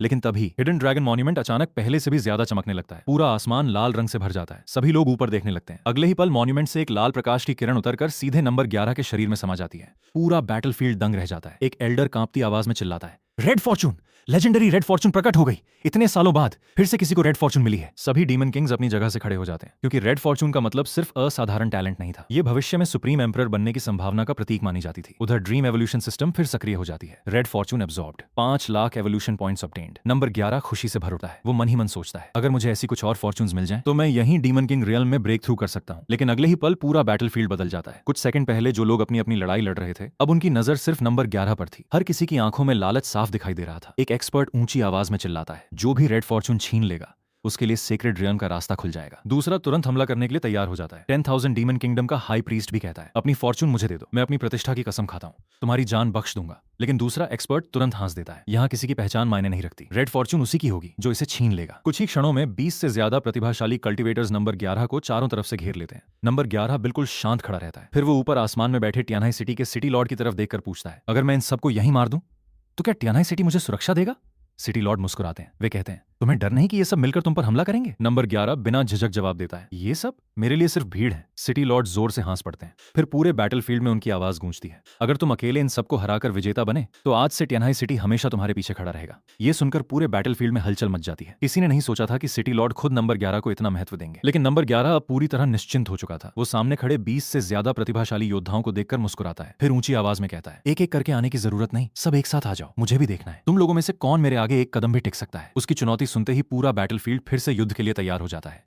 हिडन ड्रैगन बैटल के मैदान में नंबर 11 ने अकेले ही 20 से ज्यादा प्रतिभाशाली कल्टिवेटर्स को एक साथ चुनौती दे दी। उसकी बात सुनकर सभी गुस्से से भर उठे। एक पल में चारों तरफ से दर्जनों हमले उसकी ओर बढ़े। सॉर्ड शी, fire techniques, thunder arts, wind blades, हर दिशा से भयंकर शक्तियां नंबर 11 पर टूट पड़ी। पूरा बैटलफील्ड विस्फोटों से भर गया। धूल का इतना बड़ा गुबार उठा कि कुछ देर तक किसी को कुछ दिखाई ही नहीं दिया। चारों तरफ हंसी गूंजने लगी। कई प्रतिभागी घमंड से बोले, इतना घमंडी था, अब राख भी नहीं बची होगी। लेकिन जैसे ही धूल धीरे धीरे हटने लगी, सबके चेहरे की मुस्कान गायब हो गई। नंबर 11 बिल्कुल उसी जगह खड़ा था। उसके शरीर पर एक खरोंच तक नहीं आई थी। वो हल्की मुस्कान के साथ बोला, बस इतनी ही ताकत थी? सच कहूं, मुझे तो गुदगुदी भी नहीं हुई। पूरा बैटलफील्ड एकदम शांत हो गया। कोई भी अपनी आंखों पर विश्वास नहीं कर पा रहा था। एक साथ इतने प्रतिभाशाली कल्टिवेटर्स का हमला, जिससे हाफ स्टेप डीमन किंग भी घायल हो सकता था, वो नंबर 11 को छू तक नहीं पाया। कुछ लोग घबरा कर बोले, जरूर इसके पास कोई डिफेंसिव ट्रेजर है, वरना ऐसा होना नामुमकिन है। लेकिन नंबर 11 हंस पड़ा, बहुत बातें कर ली तुम लोगों ने, अब मेरी बारी है। उसने धीरे धीरे अपने शरीर की डीमन ऑरा बाहर निकालनी शुरू की। विंड, थंडर, वाटर, फायर, चारों एलिमेंट्स एक साथ उसके चारों ओर घूमने लगे। अगले ही पल वो बिजली की गति से आगे बढ़ा। धड़ाम, सिर्फ एक बार, और पहला प्रतिभाशाली कल्टिवेटर वहीं ढेर हो गया। दूसरा, तीसरा, चौथा। नंबर 11 किसी तूफान की तरह बैटलफील्ड में घूमने लगा। जिसके सामने वो आता, वो एक ही अटैक में समाप्त हो जाता। कुछ ही क्षणों में पूरा बैटलफील्ड लाशों से भर गया। जो लोग कुछ देर पहले उसे घेर कर खड़े थे, अब उनमें से कोई भी जिंदा नहीं बचा था। 7 स्टार सेक्ट की ट्रू डिसाइपल दूर खड़ी ये सब देख रही थी। वो अविश्वास से बुदबुदाई, मैंने आखिर किस मॉन्स्टर के साथ अलायंस किया है? ऊपर आसमान में बैठे सभी बड़े सेक्ट्स और क्लैंस के एल्डर्स भी स्तब्ध रह गए। कई लोग रोने लगे। उनके सबसे प्रतिभाशाली डिसाइपल्स, जिन्हें तैयार करने में उन्होंने 100 साल से ज्यादा रिसोर्सेज खर्च किए थे, कुछ ही मिनटों में मारे जा चुके थे। लेकिन नंबर 11 बिल्कुल शांत था। वो एक एक करके सभी मरे हुए डीमन बीस्ट्स और स्पिरिट कोर्स को डिवॉर करना शुरू कर देता है। ड्रीम एवोल्यूशन सिस्टम लगातार नोटिफिकेशंस देने लगता है। Evolution points 6000, 23,000, 12,000। एवोल्यूशन पॉइंट्स लगातार बढ़ते जाते हैं। उसी समय हिडन ड्रैगन बैटल का परिणाम घोषित होता है। पहला स्थान नंबर 11, और उसके इनाम के रूप में उसे मिलता है demon saint level water attribute spirit fire, श्वानमिंग फ्लेम। ये सुनते ही नंबर 11 की आंखें चमक उठती हैं। वो मन ही मन सोचता है, अब मेरे पास एक और सेंट लेवल स्पिरिट फायर आ गई, बस एक आखिरी स्पिरिट फायर और मैं अपनी सुपर बैटल बॉडी पूरी कर सकता हूं। लेकिन तभी ऊपर बैठे कई डीमन किंग्स एक साथ नीचे उतर आते हैं। उनकी नजर सीधे नंबर 11 के इनाम पर थी। वे साफ तौर पर उससे ट्रेजर छीनना चाहते थे। नंबर 11 मुस्कुराकर कहता है, क्या हुआ, अब अपनी उम्र का फायदा उठाकर जूनियर को डराओगे? तभी टियानाई सिटी के सिटी लॉर्ड आगे बढ़ते हैं। उनकी आवाज पूरे बैटलफील्ड में गूंज उठती है, जब तक मैं यहां हूं कोई भी इस लड़के को हाथ नहीं लगाएगा। बाकी डीमन किंग्स मजबूरी में पीछे हट जाते हैं। लेकिन तभी ब्लैक स्केल स्नेक क्लैन का चीफ आगे आता है। वो सिटी लॉर्ड से कहता है, ये लड़का हमारे मिस्टी माउंटेन का भगौड़ा है, हमारे नियमों के अनुसार इसे वापस ले जाकर सजा देना हमारा अधिकार है। सिटी लॉर्ड शांत स्वर में जवाब देते हैं, अगर स्नेक मदर को आपत्ति है तो उसे खुद मेरे पास आने दो। ब्लैक स्केल चीफ कुछ बोल ही रहा था कि नंबर 11 आगे बढ़ जाता है। वो मुस्कुराकर कहता है, वैसे भी मैं इस बूढ़े से पुराना हिसाब बराबर करना चाहता था। फिर वो सिटी लॉर्ड से पूछता है, क्या आप इस लड़ाई के गवाह बनेंगे? आसपास खड़े सभी लोग चौंक जाते हैं। एक डीमन किंग हंसते हुए कहता है, बच्चे, वो असली डीमन किंग है। नंबर 11 शांति से जवाब देता है, तो मैं भी डीमन किंग बन जाता हूं। उसकी बात सुनकर पूरा मैदान ठहाकों से गूंज उठता है। सबको लगता है कि वो मजाक कर रहा है। ब्लैक स्केल चीफ भी हंसता है, तुझे लगता है डीमन किंग बनना सड़क से पत्थर उठाने जितना आसान है? उसके लिए वर्षों की कल्टीवेशन चाहिए। लेकिन उसकी बात पूरी होने से पहले ही ड्रीम एवोल्यूशन सिस्टम सक्रिय हो जाता है। Host consumed 10 lakh evolution points. Break through, demon king first heaven. पूरा बैटलफील्ड अचानक कांप उठता है। आसमान में काले बादल छा जाते हैं। नंबर 11 की ऑरा कई गुना बढ़ जाती है। सभी लोग स्तब्ध रह जाते हैं। किसी ने अपनी आंखों के सामने किसी को इंस्टेंट ब्रेक थ्रू करते कभी नहीं देखा था। ब्लैक स्केल चीफ के चेहरे का रंग उड़ जाता है। अब दोनों एक ही रियल में थे, लेकिन नंबर 11 की ऑरा उससे भी ज्यादा भयावह महसूस हो रही थी। चीफ गुस्से से चिल्लाता है, रियल्म बराबर हो गया तो क्या? आज तुझे असली डीमन किंग की ताकत दिखाता हूं। वो पूरी शक्ति से हमला करता है, लेकिन नंबर 11 सिर्फ एक बार अपना पंजा घुमाता है। अगले ही पल ब्लैक स्केल चीफ चीख उठता है। उसका पूरा शरीर हवा में उछल जाता है। वो समझ ही नहीं पाता कि उसके साथ हुआ क्या। डर के मारे वो जोर से चिल्लाने लगता है, लेडी स्नेक मदर, मुझे बचाइए। लेकिन इस बार उसे बचाने कोई नहीं आता। नंबर 11 की ताकत के सामने वो पूरी तरह हार चुका था। यही समय था जब टियानहाई सिटी के सिटी लॉर्ड मुस्कुराते हुए घोषणा करते हैं। हिडन ड्रैगन मॉन्यूमेंट ने इसे सुप्रीम प्रोडिजी माना है। आज से नंबर 11 टियानहाई सिटी का वाइस सिटी लॉर्ड होगा। पूरा बैटलफील्ड फिर एक बार सन्न रह जाता है। सिटी लॉर्ड आगे कहते हैं, आज से टियानहाई सिटी का दक्षिणी क्षेत्र इसके अधीन रहेगा। नंबर 11 भी इस रिवॉर्ड से चौंक जाता है। उसने सोचा भी नहीं था कि एक प्रतियोगिता जीतकर उसे इतनी बड़ी पहचान मिल जाएगी। इसके बाद सिटी लॉर्ड उसे स्टार प्लकिंग टावर में अपने साथ चलने का निमंत्रण देते हैं। दोनों अकेले टावर के सबसे ऊपरी हिस्से में पहुंचते हैं। सिटी लॉर्ड मुस्कुराकर पूछते हैं, जानते हो मैंने तुम्हें इतना सब कुछ क्यों दिया? नंबर 11 विनम्रता से कहता है, इस दुनिया में कोई बिना कारण किसी पर इतना उपकार नहीं करता। सिटी लॉर्ड हंस पड़ते हैं। उसी समय नंबर 11 मन ही मन सोचता है, कहीं इस बूढ़े का भी कोई छिपा हुआ मकसद तो नहीं? लेकिन अगले ही पल सिटी लॉर्ड उसकी तरफ देखकर मुस्कुरा देते हैं। वे कहते हैं, तुम्हारे मन की बात मैंने सुन ली। नंबर 11 पूरी तरह चौंक जाता है। सिटी लॉर्ड बताते हैं कि सेंट रियल्म और डीमन किंग रियल्म के बीच का अंतर उसकी कल्पना से कहीं बड़ा है। इतना बड़ा कि इस समय उसके सामने बैठा व्यक्ति उनका असली शरीर भी नहीं, सिर्फ स्पिरिचुअल कॉन्शियसनेस था। उनका वास्तविक शरीर हेवन से भी ऊपर के एक रियल्म में मौजूद था। नंबर 11 पहली बार सेंट रियल्म की असली शक्ति समझ पाता है। फिर सिटी लॉर्ड असली कारण बताते हैं। वे कहते हैं, तुम्हारे पास क्रिम्सन डेस्टिनी है, इसका मतलब तुम एम्परर पाथ तक पहुंचने की योग्यता रखते हो। फिर वे ग्रेट वाइल्डनेस का सबसे बड़ा रहस्य बताते हैं। हजारों साल पहले एम्परर पाथ टूट चुकी थी। अब सेंट रियल्म ही इस दुनिया की अंतिम सीमा बन चुकी थी। पिछले 1000 वर्षों से city Lord hidden dragon battle आयोजित कर रहे थे। उनका उद्देश्य सिर्फ एक था, ऐसा प्रतिभाशाली व्यक्ति ढूंढना जो भविष्य में एम्परर पाथ को फिर से खोल सके। और नंबर 11 1000 सालों में पहला व्यक्ति था जिसे हिडन ड्रैगन मॉन्यूमेंट ने क्रिम्सन डेस्टिनी प्रदान की थी। सिटी लॉर्ड गंभीर होकर कहते हैं, अगर एक दिन तुम एम्परर बन गए तो मुझे भी इस दुनिया की सीमा पार करने में मदद करना। नंबर 11 बिना झिझक हामी भर देता है। वो कहता है, अगर मैं उस मुकाम तक पहुंचा तो आपकी मदद जरूर करूंगा। सिटी लॉर्ड संतुष्ट होकर मुस्कुरा देते हैं। वे वादा करते हैं कि भविष्य में कल्टीवेशन के लिए जो भी ट्रेजर या रिसोर्स चाहिए होगा, टियानहाई सिटी उसकी पूरी सहायता करेगा। इसी समय एक सेवक अंदर आता है। वो झुककर कहता है, सिटी लॉर्ड की पत्नी आपको बुला रही है। नंबर 11 थोड़ा हैरान हो जाता है। वो सोचता है कि सिटी लॉर्ड की पत्नी उससे क्यों मिलना चाहती है। कुछ देर बाद वो उनके कक्ष में पहुंचता है। जैसे ही अंदर जाता है, एक परिचित आवाज सुनाई देती है, काफी समय हो गया, छोटे स्नेक। नंबर 11 का दिल धड़क उठता है। अगले ही पल उसके सामने खड़ी महिला अपना चेहरा दिखाती है। वो और कोई नहीं, स्नेक मदर थी। नंबर 11 पूरी तरह स्तब्ध रह जाता है। स्नेक मदर मुस्कुराकर कहती है, सिटी लॉर्ड सेंट रियल्म में है और मैं भी। तुम्हें लगता है ग्रेट वाइल्डनेस में कोई ऐसी जगह है जहां मैं नहीं पहुंच सकती? फिर वो अपना असली उद्देश्य बताती है। सिटी लॉर्ड की तरह वो भी एम्परर पाथ तक पहुंचना चाहती थी, लेकिन उसका तरीका अलग था। वो कहती है, हिडन ड्रैगन मॉन्यूमेंट ने तुम्हें सुप्रीम प्रोडिजी माना है। अगर मैं तुम्हारी ब्लड लाइन एसेंस अब्सॉर्ब कर लूं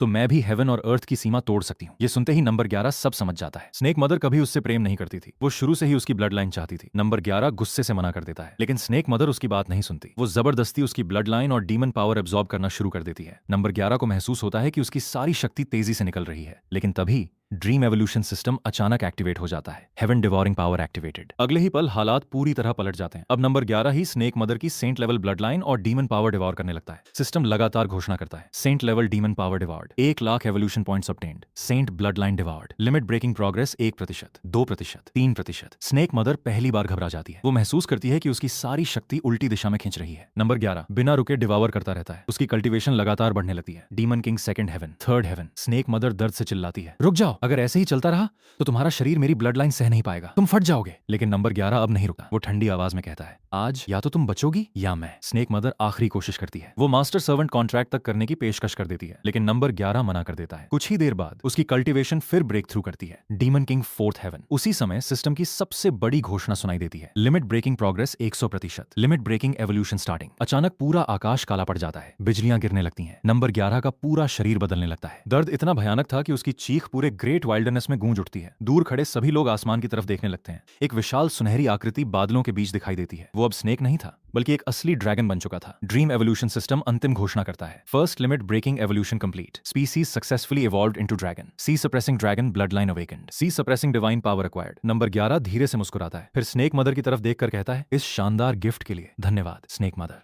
अगर आपको यह कहानी पसंद आई तो अभी इसी वक्त चैनल को सब्सक्राइब कर दीजिए। इस वीडियो को लाइक करें और कमेंट में पार्ट 2 इंच जरूर लिखें, ताकि मुझे पता चले कि आप इसका अगला भाग देखना चाहते हैं। और अगर आपने अभी सब्सक्राइब नहीं किया तो हो सकता है अगली बार जब इस कहानी का पार्ट 2 आए आपको यह चैनल फिर कभी ना मिले। तो देर मत कीजिए, सब्सक्राइब कीजिए, लाइक कीजिए, कमेंट में पार्ट 2 इंच लिखिए। मिलते हैं अगले वीडियो में।